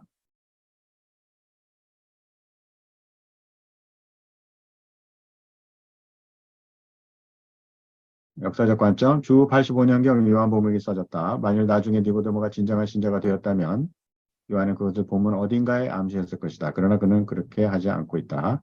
그 다음 사도행전의 관점, 베드로가 사내들인에 불려가서 예수님을 증거해서 그가 사형 선고를 받고 옥에서 기다리고 있었죠. 그랬을 때 하나님의 사자가 나타나서 베드로를 옥문 밖으로 데리고 나가셨죠. 그 다음에 이제 스테반이 사내들 공회에서 설교하다가 이제 모세율법을 부정했다는 이유로 끌려 나가서 돌에 맞아 죽었는데 여기서 니고데모는 사내들인 공회원이었잖아요. 그가 만약에 예수님을 하나님의 아들로 믿었다면 베드로나 스테반을 변호했을 겁니다. 그렇지만 그는 변호하지 않았어요. 그 다음에 이제 빛과 어둠, 빛은 진리, 예수님을 의미하고 어둠은 거짓, 불신을 가리키고 있습니다. 빛은 생명과 관계 있고 어둠은 멸망과 관계가 있습니다. 여기서 우리는 빛과 어둠의 대조법에서 회색지대와 같은 중간지대가 존재하지 않는다는 것을 알 수 있습니다. 우리가 불신앙 가운데 있었을 때 어둠에 있었지만 예수님을 구주로 믿음으로써 빛 가운데로 나오게 되었습니다. 악을 행하는 자는 자기 악한 행위가 드러날까 봐 빛 가운데 나오지 않지만 진리를 좇는 자는 빛 가운데로 나옵니다. 그것은 그 행위가 하나님 안에서 행한 것임을 나타내려고 하는 것입니다. 빛과 어둠의 이원론은 쿰란 공동체 문학에서 유래했다고 본 학자들이 있지만 이 대조법은 구약의 바탕을 두고 있습니다. 이사야는 이스라엘 백성들에게 야곱 족속아 오라 우리가 여호와의 빛에 행하자고 외칩니다. 이사야는 앞으로 오신 메시아가 빛이라고 말씀을 하고 있어요. 이사야 9장 2절에 흑암에 행하던 백성이 큰 빛을 보고 사망의 그늘진 땅에 거하던 자에게 빛이 비추더라. 또 이스라엘의 빛은 불이라고 말하고 있습니다. 이는 하나님을 가리키는 표현입니다. 이는 곧 예수님께서 하나님이시다는 것을 가리키고 있는 것이죠. 그래서 빛과 어둠의 대조법은 요한복음에만 나오지 않고 공관복음, 바울서신, 요한계시록 등 신약 전체에서 발견되고 있습니다. 마태복음 5장 16절 이같이 너희 빛을 사람 앞에 비추게 하여 저희로 너희 착한 행실을 보고 하늘에 계신 너희 아버지께 영광을 돌리게 하라. 마태복음 4장 16절 흑암에 앉은 백성이 큰 빛을 보았고 사망의 땅과 그늘에 앉은 자들에게 빛이 비추었도다 하였느니라. 누가복음 2장 32절 이방을 비추는 빛이요 주의 백성 이스라엘 영광이니이다. 에베소서 5장 8절 너희가 전에는 어두움이더니 이제는 주 안에서 빛이라 빛의 자녀들처럼 행하라. 데살로니가전서 5장 5절 너희는 다 빛의 아들이요 낮의 아들이라 우리가 밤이나 어두움에 속하지 아니하나니. 요한계시록 21장 24절 만국이 그 빛 가운데로 다니고 땅의 왕들이 자기 영광을 가지고 그리로 들어오리라. 그 다음에 이제 3장 후반부가 세례 요한과 예수님의 대조법이 나타나고 있습니다. 세례 요한은 엘리자벳과 사가랴의 아들이고 예수님은 성령으로 잉태되셨고 하나님의 아들이시고 세례 요한은 메뚜기와 석청을 먹고 가죽옷을 입었죠. 예수님은 머리 둘 것도 없으셨습니다. 세례 요한은 물로 회개 세례를 주었고 예수님은 성령으로 세례를 주십니다. 그래서 성령으로 세례를 주신다는 것은 일단 중생이죠. 우리가 중생으로 예수님을 믿게 됐습니다. 그것이 이제 성령 세례죠. 그 다음에는 이제 만약 우리가 뭐 예언 방언이나 이제 이런 은사를 가지고 있다면 그것도 성령 세례죠. 그리고 남을 섬기는 은사 그것도 성령 세례입니다. 가르치고 교회에서 이제 룰링 교회에서 다스리는 그러한 어떤 은사 그것도 성령의 은사입니다.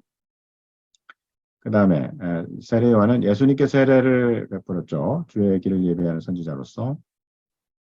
예수님은 세례 요한은 여자가 나온 중 가장 큰 자라고 칭찬을 하셨습니다. 그 다음에 세례 요한은 신랑의 친구이고 예수님은 신랑이십니다. 세례 요한의 제자 중에 요한과 안드레가 있는데 나중에 세례 요한이 예수님을 하나님의 아들이라고 하자 요한과 안드레는 선생님 우리가 이제부터는 예수님을 따라도 됩니까? 했을 때 세례 요한이 그것을 허락하며 요한과 안드레가 세례 요한을 떠나 예수님의 제자가 되죠. 12제자 중에 이제 제자가 됩니다. 그 다음에 세례 요한은 말라기에 예언된 엘리야고 예수님은 구약 전체가 예언한 메시아입니다. 그 다음에 세례 요한은 나는 세워야 되고 예수님은 흥해야 된다고 말씀을 했습니다. 그 다음에 세례 요한이 감옥에 갇혀 있을 때 예수님께 제자를 보내 여쭤봤죠. 당신이 오리라고 한 메시아입니까? 이때 예수님께서는 세상 죄를 지고 가시는 하나님의 어린 양이시고 또 이사야 예언을 말씀하시면서 다리를 저는 자가 나음을 받고 소경이 눈을 뜨고 하고 있다.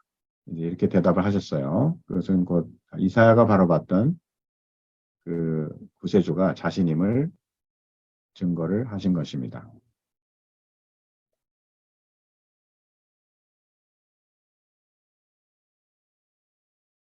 그 다음에 이제 성취된 종말, 이거 이제 realized eschatology라고 그러죠. 그래서 요한은 종말적 심판이 이미 도래했다고 말씀을 하고 있습니다. 예수님을 믿음을 통한 영생도 현재 실현되었다고 가르치고 있습니다. 믿고 구원받은 자는 생명을 이미 얻었고 믿지 않는 자는 살아있으나 영적으로는 사망 가운데 있는 자이죠. 그래서 realized eschatology, 이미 이루어진 종말, 요한복음 3장 18절 저를 믿는 자는 심판을 받지 아니하는 것이요 믿지 아니하는 자는 하나님의 독생자 이름을 믿지 아니하므로 벌써 심판을 받은 것이니라.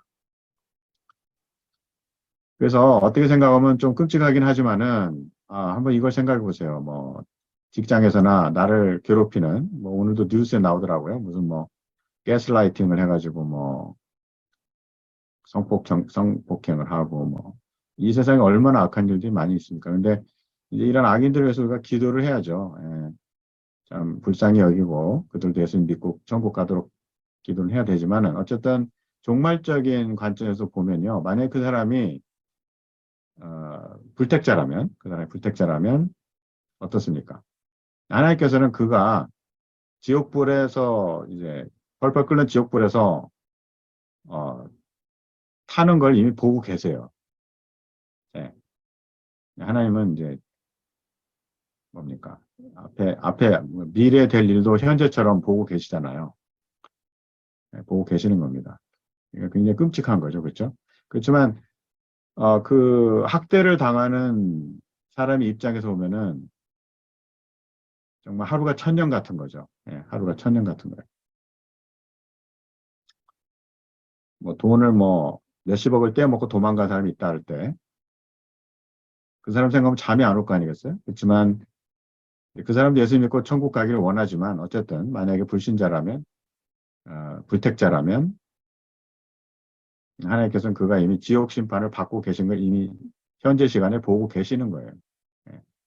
그렇지만 이제 그 인간 편에서 보면은 너무나 억울하고 답답한 거 아니겠어요? 예, 너무나 원통하고 그래서 뭐 자살도 하고 막 복수도 하고 요즘 뭐 무슨 뭐 글로리아인가 무슨 그런 넷플릭스 드라마가 있다고 그러잖아요. 그 복수하는 내용이라는데 예, 사람들은 그 복수하는 거에 열광을 한다고 그럽니다. 예, 그래서 이 현대인들이 얼마나 억울한 일이 많은지 원통하고 억울한 일이 많은지 그런 드라마가 있으면 이제 대리 만족이라고 그러잖아요. 그 대리 심판, 대리 복수 뭐 이런 거 해가지고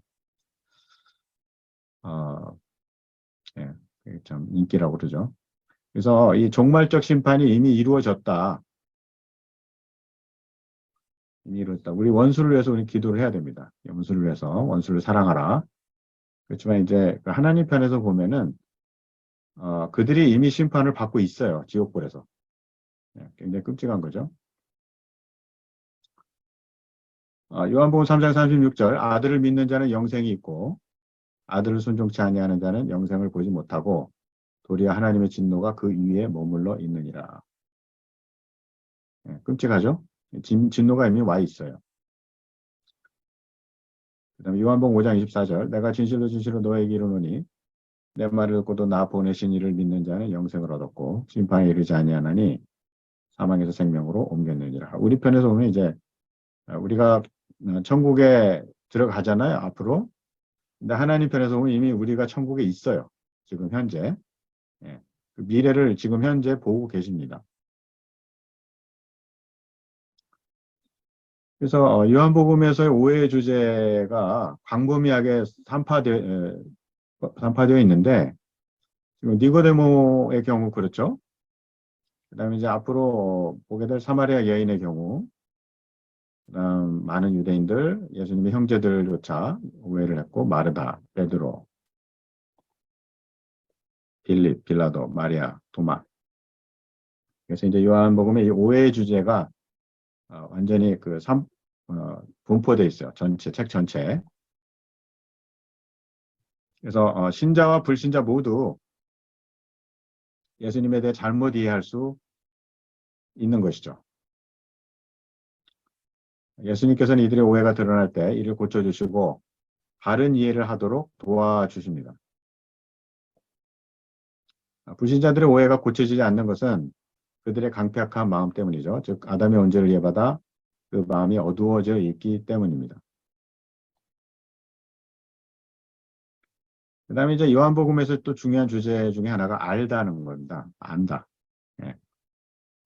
그래서 이제 안다는 거는 이제 기노스코인데, 어, 이 기노스코가 이제 사실은 이제 그 영지주의에서 주장하는 것이 이제 노우시스거든요. 지식. 지식이 이제 자유케 한다고 하는 거. 어, 그래서 이제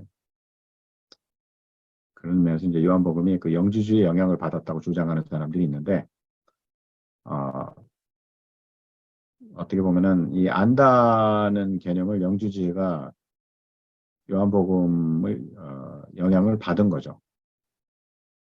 그래서 거꾸로 그들은 요한복음이 영주주의 영향을 받았다 이렇게 주장하는 거죠. 이 자유주의 학자들은.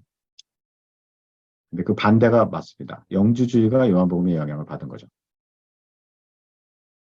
그래서 이 안다는 것이 굉장히 중요한데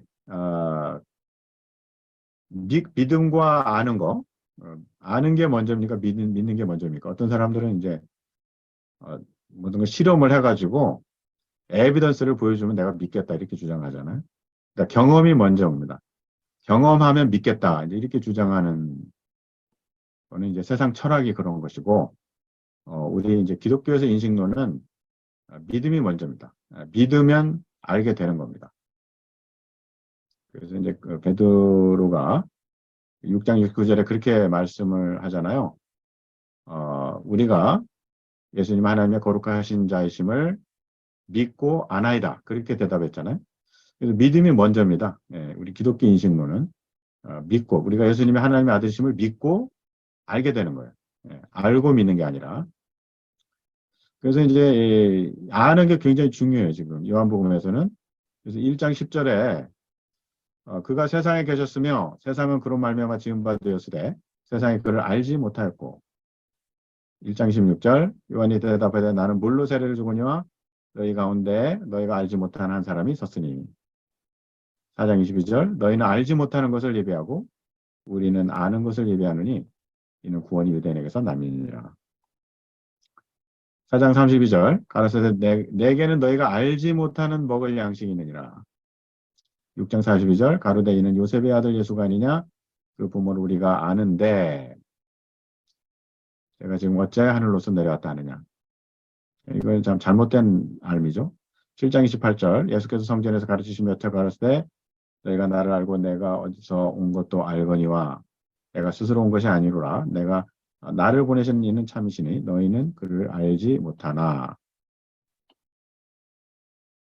8장 19절 이에 저희가 묻되 내 아버지가 어디 있느냐 예수께서 대답하시되 너희는 나를 알지 못하고 내 아버지도 알지 못하는도다. 나를 알았다면 내 아버지도 알았으리라. 8장 52절 유대인들이 가로되 지금 내가 귀신 들린 줄을 아노라. 잘못된 알미죠. 9장 24절 우리는 저 사람이 죄인인 줄 아노라. 유대인들이 지금 안다고 주장하는데 잘못 알고 있는 거죠, 지금. 9장 31절 이것도 이제 그 바리새인들이 자기들이 알고 있대요. 그렇지만 아는 게 하나도 없죠. 요한복음 14장 9절 예수께서 가라사대 빌립아 내가 이렇게 오래 너희와 함께 있으되 내가 나를 알지 못하느냐. 나를 본 자는 아버지를 보았거늘 어찌하여 아버지를 보이라 하느냐. 네. 그래서 우리가 하나님을 아는 이 지식을 가지고 있는 게 얼마나 복된 일인지 알 수가 없습니다. 이 지식은 우리 믿음에 근거한 겁니다. 우리가 믿고 아는 것이죠. 그래서 이제 요한복음 4장도 두 부분으로 나뉘고 있습니다. 첫째 부분은 4장 1절부터 26절까지 그래서 배경, 그 다음에 예수님과 사마리아인과의 대화, 그 다음에 결론. 두 번째 부분 4장 27절부터 42절까지 두 번째 부분이죠. 그 다음에 이제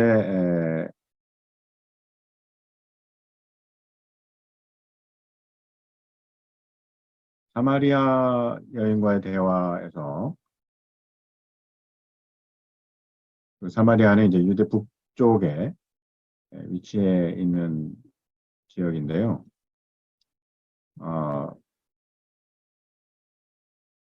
요한이 이제 예수님께서 사마리아를 통해 가셨어야 한다.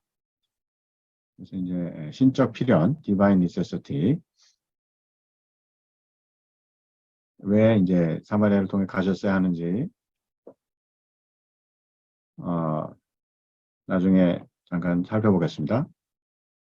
그 다음에 이제 사마리아 역사적 배경, 그것은 멸시받던 곳이었고, 야곱의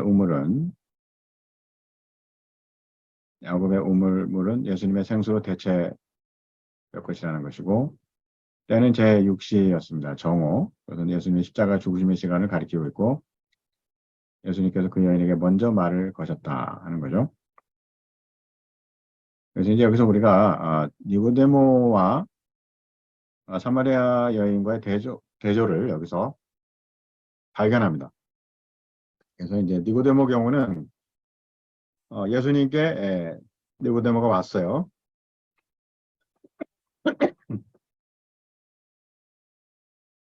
죄송합니다.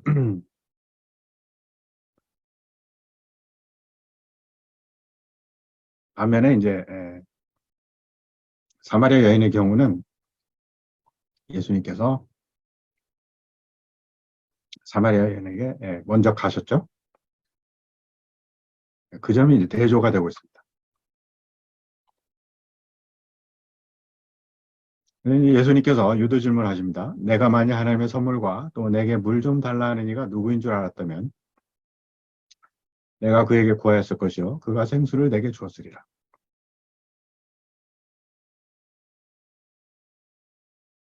예수님께서 이끌어 주고 계세요. 사마리아 여인이 예수님이 이제 메시아심을 알 수 있도록 이렇게 손을 잡고 이끌어 주시는 느낌을 주고 있어요.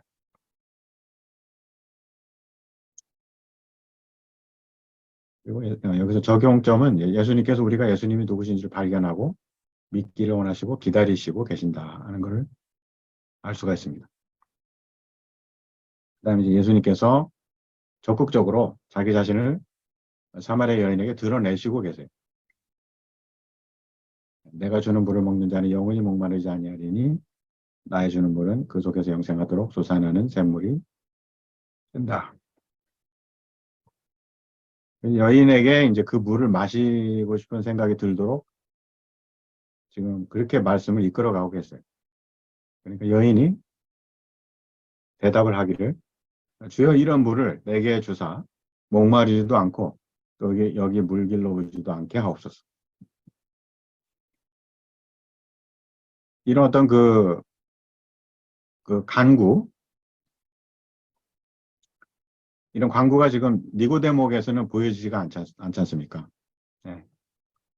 주여 내가 어찌하여야 거듭날 수 있나이까 뭐 이렇게 어, 간청하는 그런 모습을 니고데모는 보여주지 않고 그는 오히려 그냥 어떻게 이런 일이 가능하냐고 따지듯이 그러니까 전혀 뭐 목마른 게 아니에요 니고데모는. 네.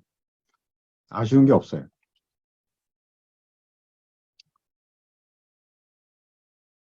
그래서 이제 예수님의 유도 질문 가서 내 남편을 불러오라. 여인이 대답하기를 나는 남편이 없나이다. 그러자 네 말이 맞다. 네가 전에 남편 다섯이 있었으나 지금 현재 같이 있는 남자도 남편이 아니다. 이렇게 이제 그 여인의 개인적인 거를 다 알고 계시니까 여인이 깜짝 놀란 거죠. 그리고 이제 그 사마리아의 그 메시아가는 나중에 메시아가 오게 되면 나의 하는 모든 것을 말하리라 하는 그런 믿음이 있었습니다. 그런 관점에서 보면 지금 사마리아 여인이 예수님께서 자기의 과거를 자기의 어, 개인사를 다 말하셨기 때문에 이분이 정말 메시아인가 이런 생각이 들기 시작하는 거예요. 그러니까 이제 사마리아인이 대답하기를 주여 내가 보니 선지자로소이다 이렇게 예수님을 이제 존경하기 시작하는 거죠.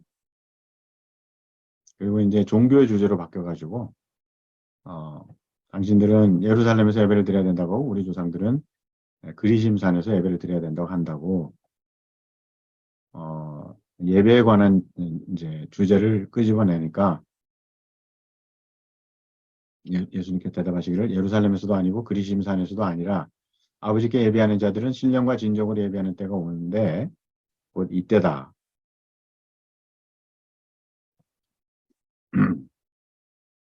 그래서 예배 정통성에 대해서 이제 대화를 나누고 그 다음에는 이제 예언이 대답하기를 메시아고 그리스도라 하는 이가 오실 줄을 내가 아노니 그가 오시면 모든 것을 우리에게 구하시리이다.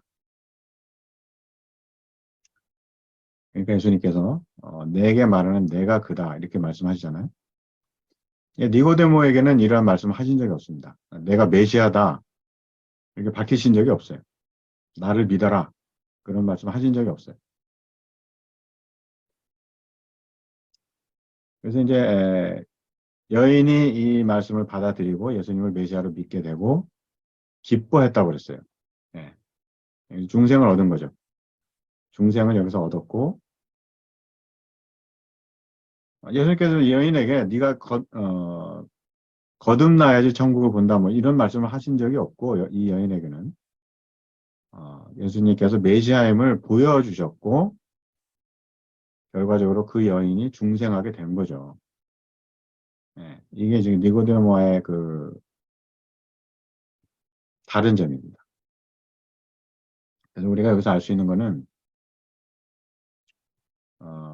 요한이 이 니고데모와 지금 이 사마리아 여인의 이야기를 백투백으로 이렇게 같이 병렬시켜 놓은 이유가 독자들이 이 두 이야기에 나타난 그 분명한 대조법을 발견할 수 있도록 의도하지 않았나 하는 생각을 하게 됩니다. 그래서 이 사마리아 여인은 죄로부터 자유를 얻었고 종말의 수확에 참여하는 영광을 얻게 됐습니다. 그래서 이제 예수님과 사마리아 여인과의 대화를 정리해 보면은 첫 단계는 풍자와 적이가 배어 있는 부정적 색조. 예. 4장 9절에 당신은 유대인으로서 어찌하여 사마리아 여자 나에게 물을 달라 하나이까.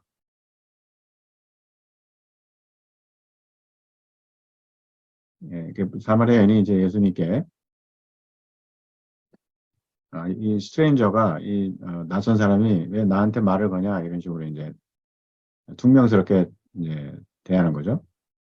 그다음에 두 번째 단계에서는 이제 선생님으로 표현된 약간의 존경심과 당신 우리 조상 야곱보다 큰 자입니까? 그래서 이제 약간의 조소가 여기 배어 있죠. 그래서 이제 그 사마리아 지방은 야곱에 대한 프라이드가 강한 지역입니다. 야곱의 우물물이 있고 그렇기 때문에 야곱의 이제 그 야곱의 장막이 거기 있었고 또 에브라임 지파가 차지한 땅이 사마리아 땅 아니겠어요?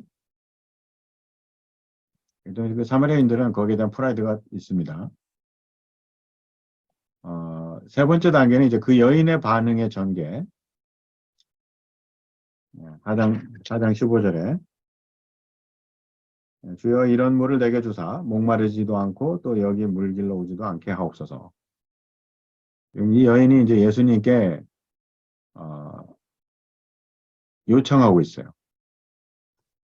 이제는 예수님께서 자기에게 뭘 해줄 수 있는 분이라는 걸 깨달은 거예요.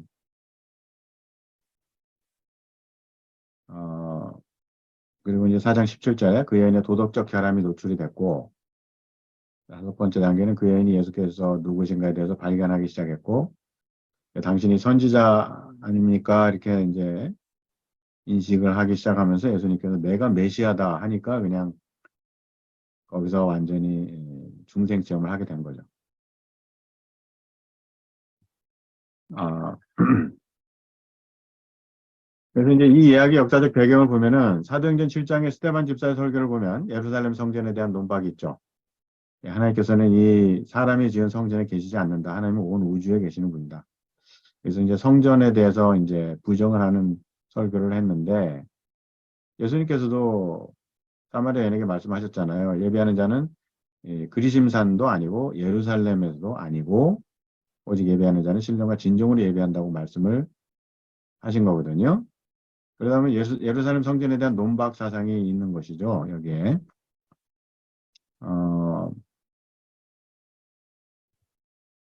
그래서 이제 그런 점에서 이제 사도행전 7장과 요한복음 4장이 연결이 되고 있습니다.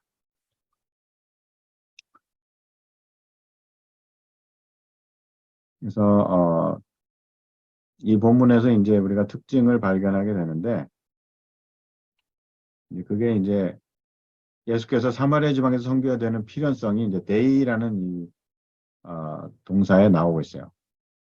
그래서 이제 에, 바울의 이방인 선교와 연결이 되고 있습니다. 우리가 복음을 전할 때 예루살렘과 유대와 사마리아와 땅끝까지 이렇게 되잖아요. 그래서 예수님께서 몸소 실천을 하신 거예요. 사마리아 지방에서 선교를 하게 되고 엔티템플 폴레믹, 그 반성전 논박을 통해서 이제 그 예배의 유니버설리제이션, 예배의 세계화, 이것이 곧 이제 예루살렘 공회하고 연결이 되고 사도행전 15장에서 이제 이방인들이 믿음으로 구원을 받고 할례를 받지 않아도 된다고 하는 선언이 있게 되고 바울의 이신칭의 교리를 공적으로 인정해 줌으로써 바울이 이방인 선교가 가능하게 된 것이죠.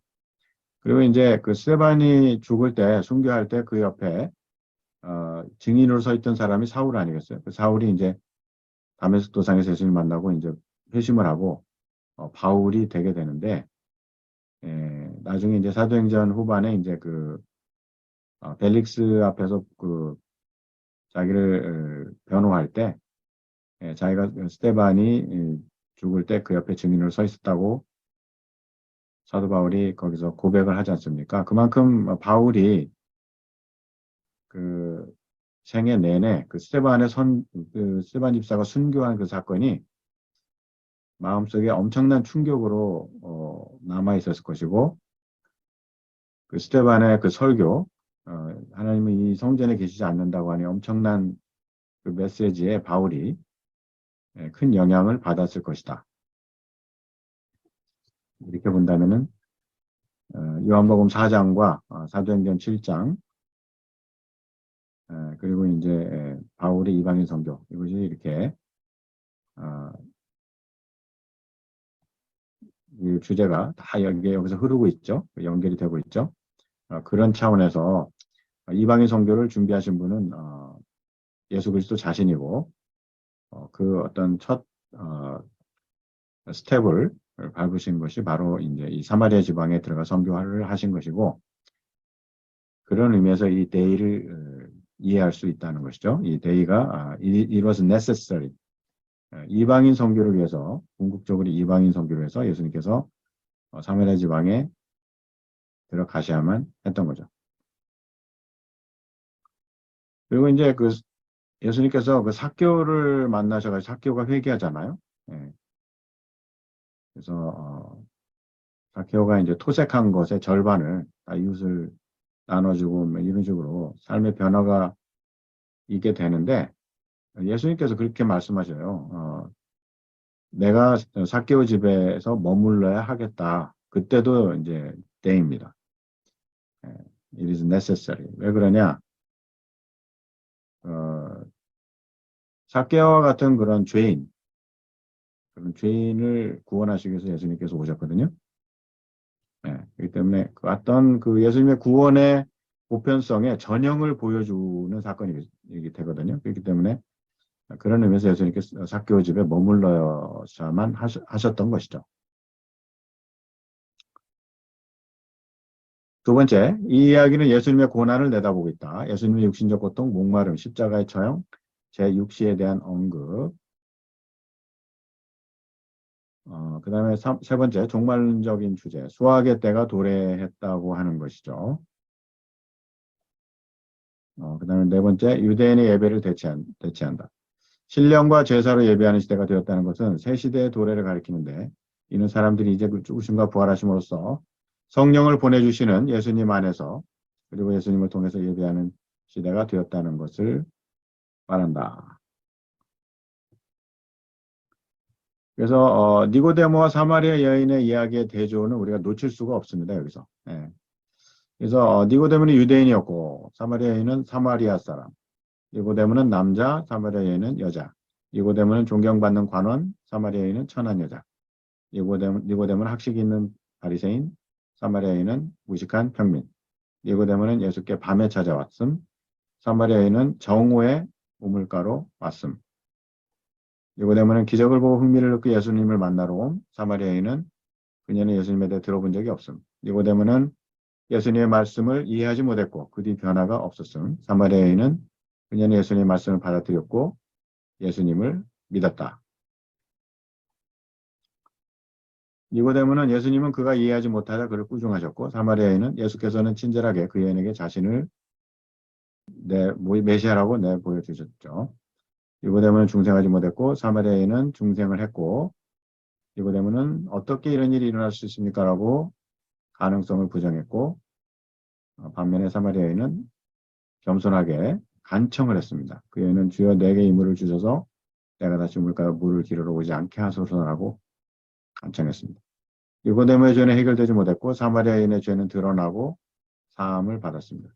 니고데모는 예수께서 상징의 언어를 사용하셨 반면에 사마리아인은 예수님께서는 자신이 메시아심을 분명하게 나타내셨어요.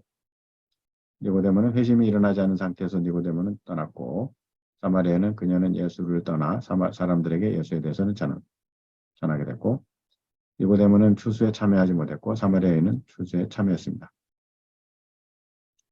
재밌는 사실은 니고데모의 이름을 알아요. 그렇지만 사마리아인의 이름은 모릅니다. 그렇지만 여기서 예수님께서 이제 요한복음 10장에 내 양은 내가 일일이 이름을 불어 내 양으로 드린다고 그러셨거든요. 그래서 이 야곱의 우물가에 예수님이 일부러 가신 거예요. 이 여인을 만나러. 예.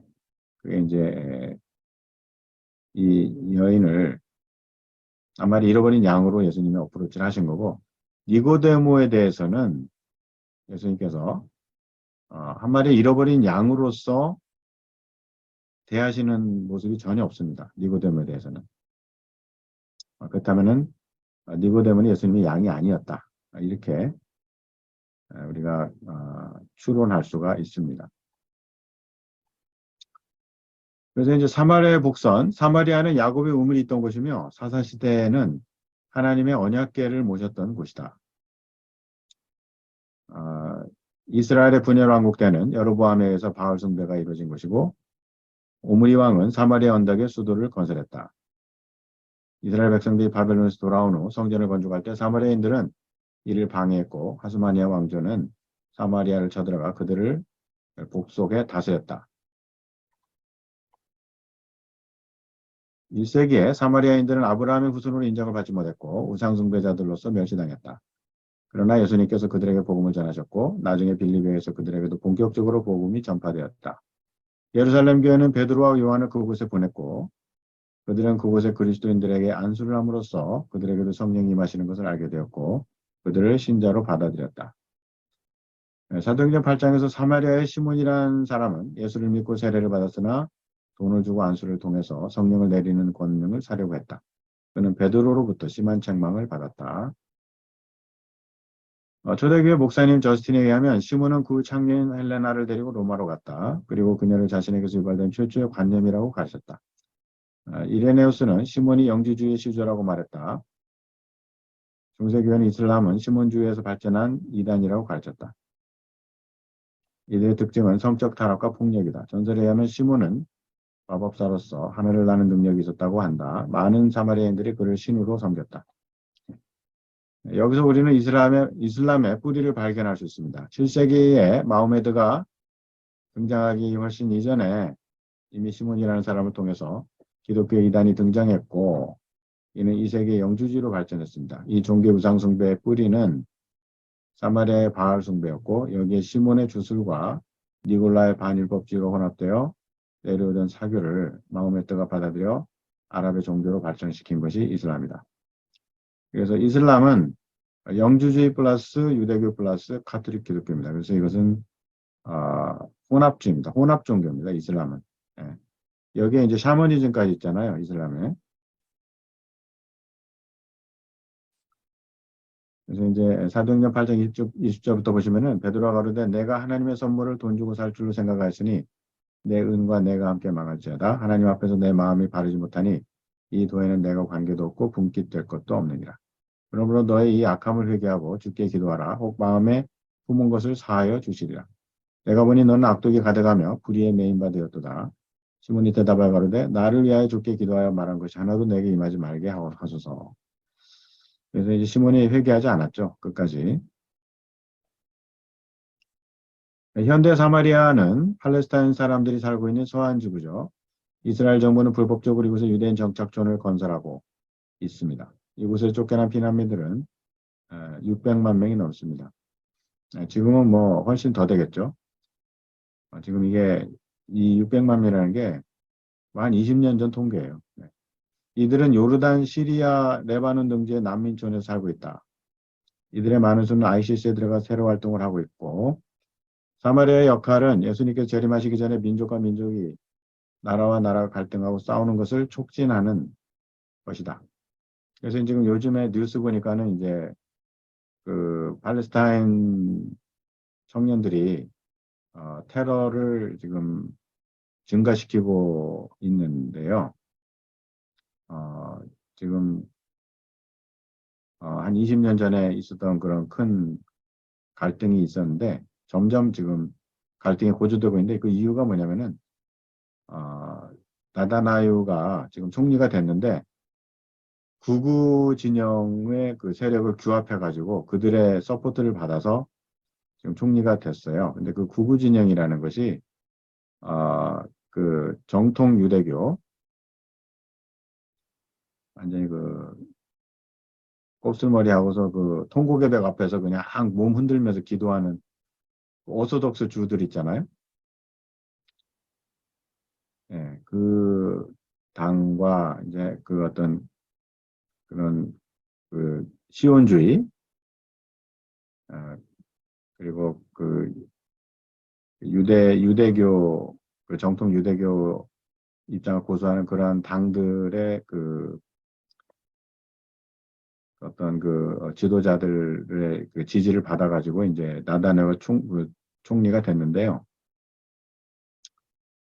그러니까 이제 점점 이스라엘이 보수주의화 되는 거죠. 보수주의화. 그래서 이제 그렇게 극우파들의 이제 보수주의를 등에 업고서 지금 나다네오가 수상이 됐기 때문에 이 보수주의자들은 지금 정착촌에 그 팔레스타인 지역 서한 지구에 유대인 정착촌을 더 많이 건설해야 된다. 이 팔레스타인 난민들을 다 쫓아내야 된다. 그리고 예루살렘에는 이 아랍 사람들이 살게 해서는 안 된다. 뭐 이런 식의 입장인 거죠. 예. 그러니까 지금 팔레스타인 그 청년들이 지금 그렇게 테러를 지금 하고 있는 거예요. 예. 지금 뉴스에 나올 때는 이런 배경을 전혀 얘기 안 하죠. 전혀 얘기 안 하고 그냥 팔레스타인 청년들이 먼저 총 쐈다. 이런 얘기만 계속 하고 있잖아요. 지금 메이저 방송에서는. 그 배경은 전혀 얘기를 안 해요. 그래서 지금 이 보수주의자들이 점점 세력이 커지고 있습니다. 그 이스라엘에서. 그래가지고 왜냐 그 오소독스 주들은요. 보통 한 가정에 자녀를 10명씩 낳아요. 10명씩. 그러니까 이들의 수가 점점 늘어나고 있거든요. 그래서 이제 제3성전을 지려고 하는 거 아니겠어요? 그리고 지금 국방장관인가? 그 사람이 지금 그 예루살렘에 그 뭐죠? 그 모스크 있잖아요. 그 이슬람 모스크, 이슬람 사원. 거기를 지금 올라갔잖아요.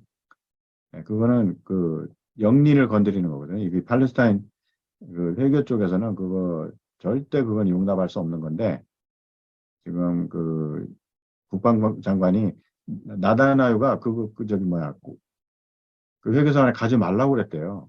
가지 말라고 그랬는데 그때는 안 가겠다 해놓고 그 다음날 아침에 그냥 사람들 데리고 그 회계사원에 올라갔다는 거 아니겠어요?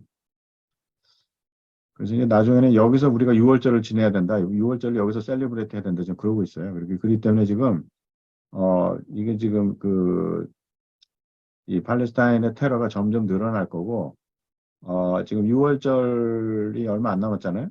예. 지금 이제 그렇기 때문에 지금 이제 중동에서 이제 들려오는 소식이 점점 많아질 겁니다. 앞으로. 지금 그런 상태 있고, 하여간에 거기에 대해서 코멘트는 여기서 마치겠습니다. 뭐 또 다른 주제이기 때문에.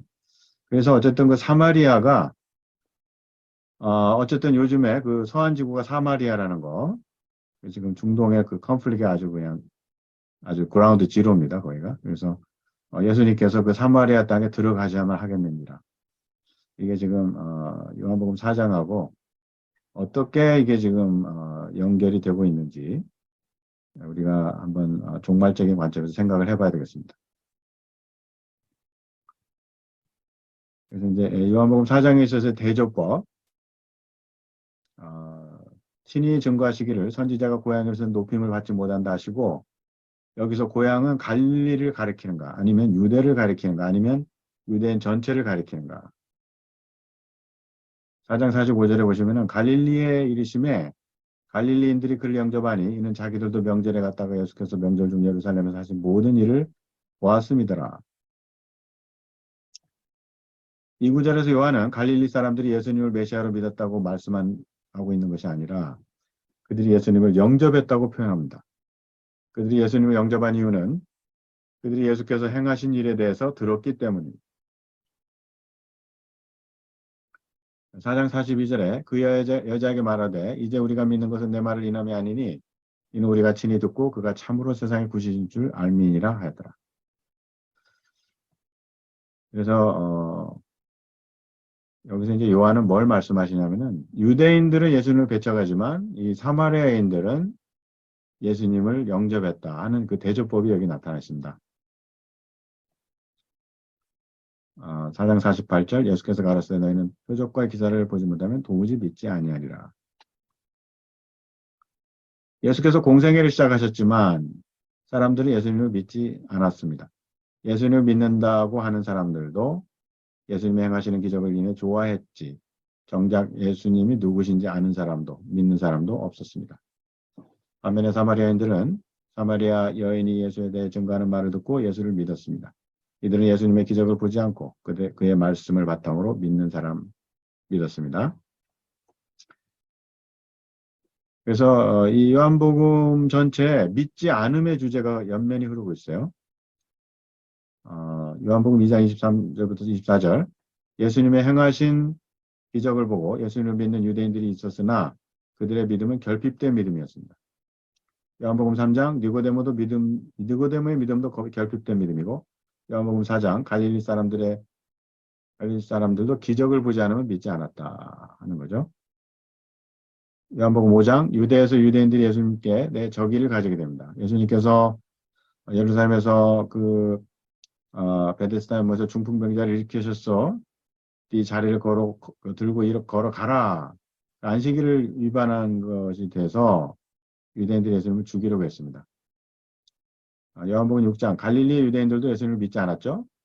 그의 아버지는 요셉이고 어머니는 마리아인데 어찌 저가 내가 하늘에 내려온 산 떡이라고 하느냐. 그래 둥시렁 했죠. 궁시렁 했습니다. 요한복음 7장 예루살렘에서 유대인들도 믿지 않았습니다. 예수님이 귀신 들렸다고 그랬죠. 예. 그 다음에 8장 예수님을 믿던 제자들도 예수님을 돌을 들어 치려고 했죠. 9장의 바리새인들 예,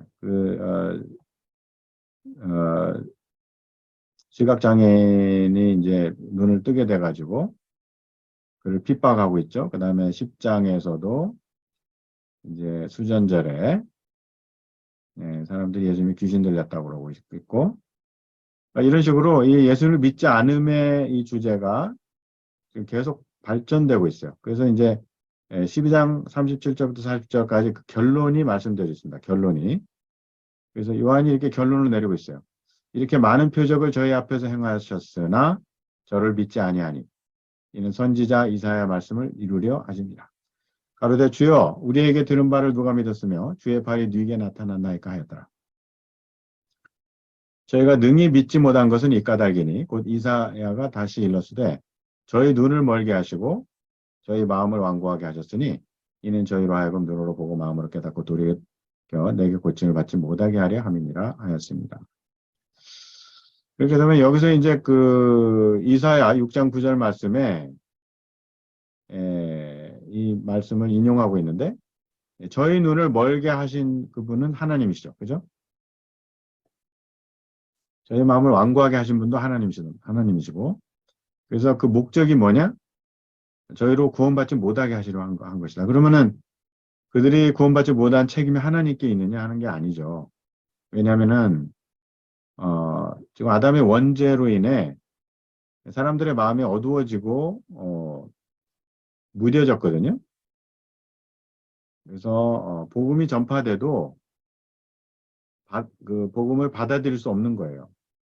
예, 유대인들처럼 예수님을 신으로 인정하면 유일신 사상이 깨져버리기 때문에 어, 예수님의 그 신성을 받아들이지 못하는 겁니다. 어, 그래서 이 예수 안 믿는 사람들은 복음을 전했을 때 복음을 받아들일 수가 없어요. 언제까지? 하나님께서 그들의 마음을 부드럽게 해주시기 전까지. 예, 그렇기 때문에 하나님께서 저와 여러분의 마음을 부드럽게 해주신 결과 저와 여러분이 예수님을 하나님의 아들로 믿고 있거든요. 예, 그게 은혜라는 거예요. 그게 은혜라는 거죠. 왜냐하면 우리 마음도 예수님 믿기 전에는 부패해서 어둠 속에 있었거든요. 그렇기 때문에 예수님을 복음을 받아들일 능력이 없는 거예요. 능력이 없는데 성령을 통해서 우리 마음속에 그 진리를 조명해 주셨어요. 고린도서 4장 6절 성령님께서 우리의 마음속에 진리의 빛을 비춰주심으로 우리가 퀴크닝이 됐어요. 퀴크닝. 우리가 어, 일깨워져서 예수님의 복음을 받아들이게 된 겁니다. 이게 은혜입니다. 은혜. 그러니까 이런 은혜를 받지 못한 사람들은 아담의 원죄로 인한 결과 속에 있는 거예요.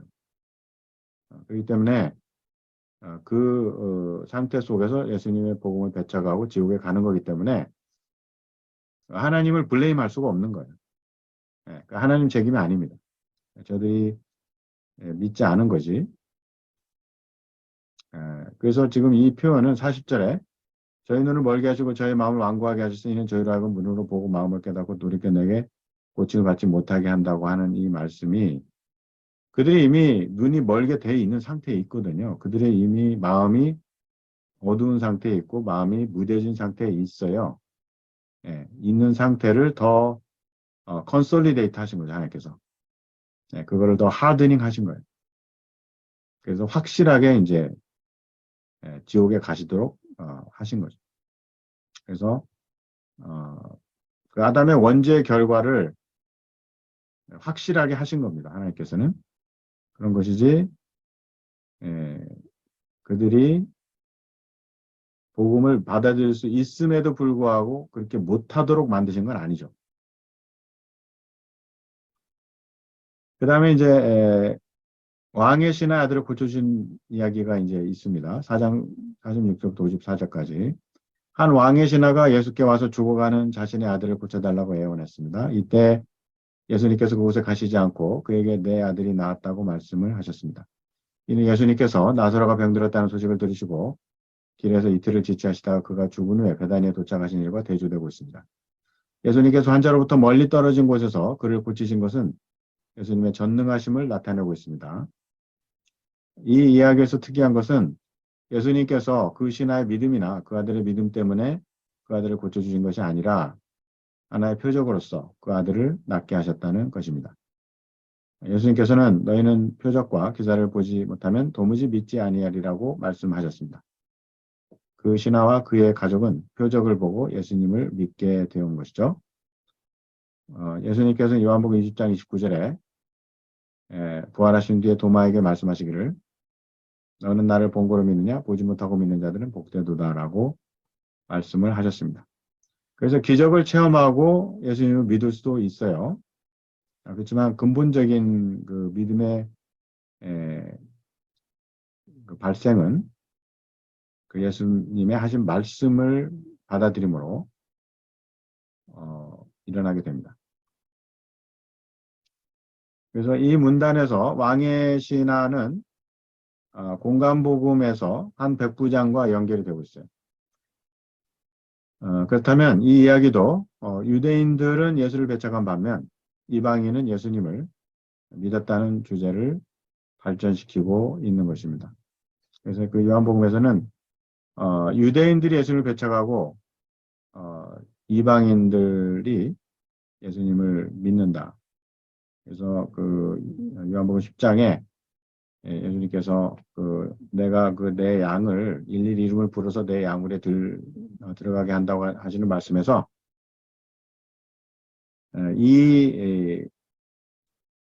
지금 무리에서뿐만 아니라 다른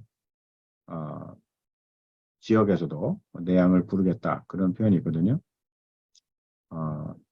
그거는 이방인들 중에도 예수님이 양을 부르시겠다 하는 그 표현이고요.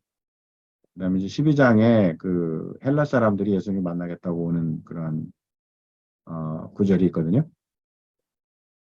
그거는 앞으로 이방인에게 헬라 지역에 복음이 전파될 것을 상징적으로 보여주고 있는 구절이라고 볼 수가 있습니다. 그래서 이 요한복음, 마태복음도 그렇고 요한복음도 그렇고 그 예수님을 유대 사람들이 배척하는 그것이 이제 이방인 복음 전파의 하나의 어떤 큰 계기가 되는 그러한 모습을 공통적으로 보여주고 있고 사도 바울이 이제 유대인들이 복음 받아들이지 않으므로 그들의 신발에 이제 먼지도 다 떨어버리면서 이제 이방인을 향해서 복음을 전파하는 그런 모습과 연결이 되고 있는 것이죠.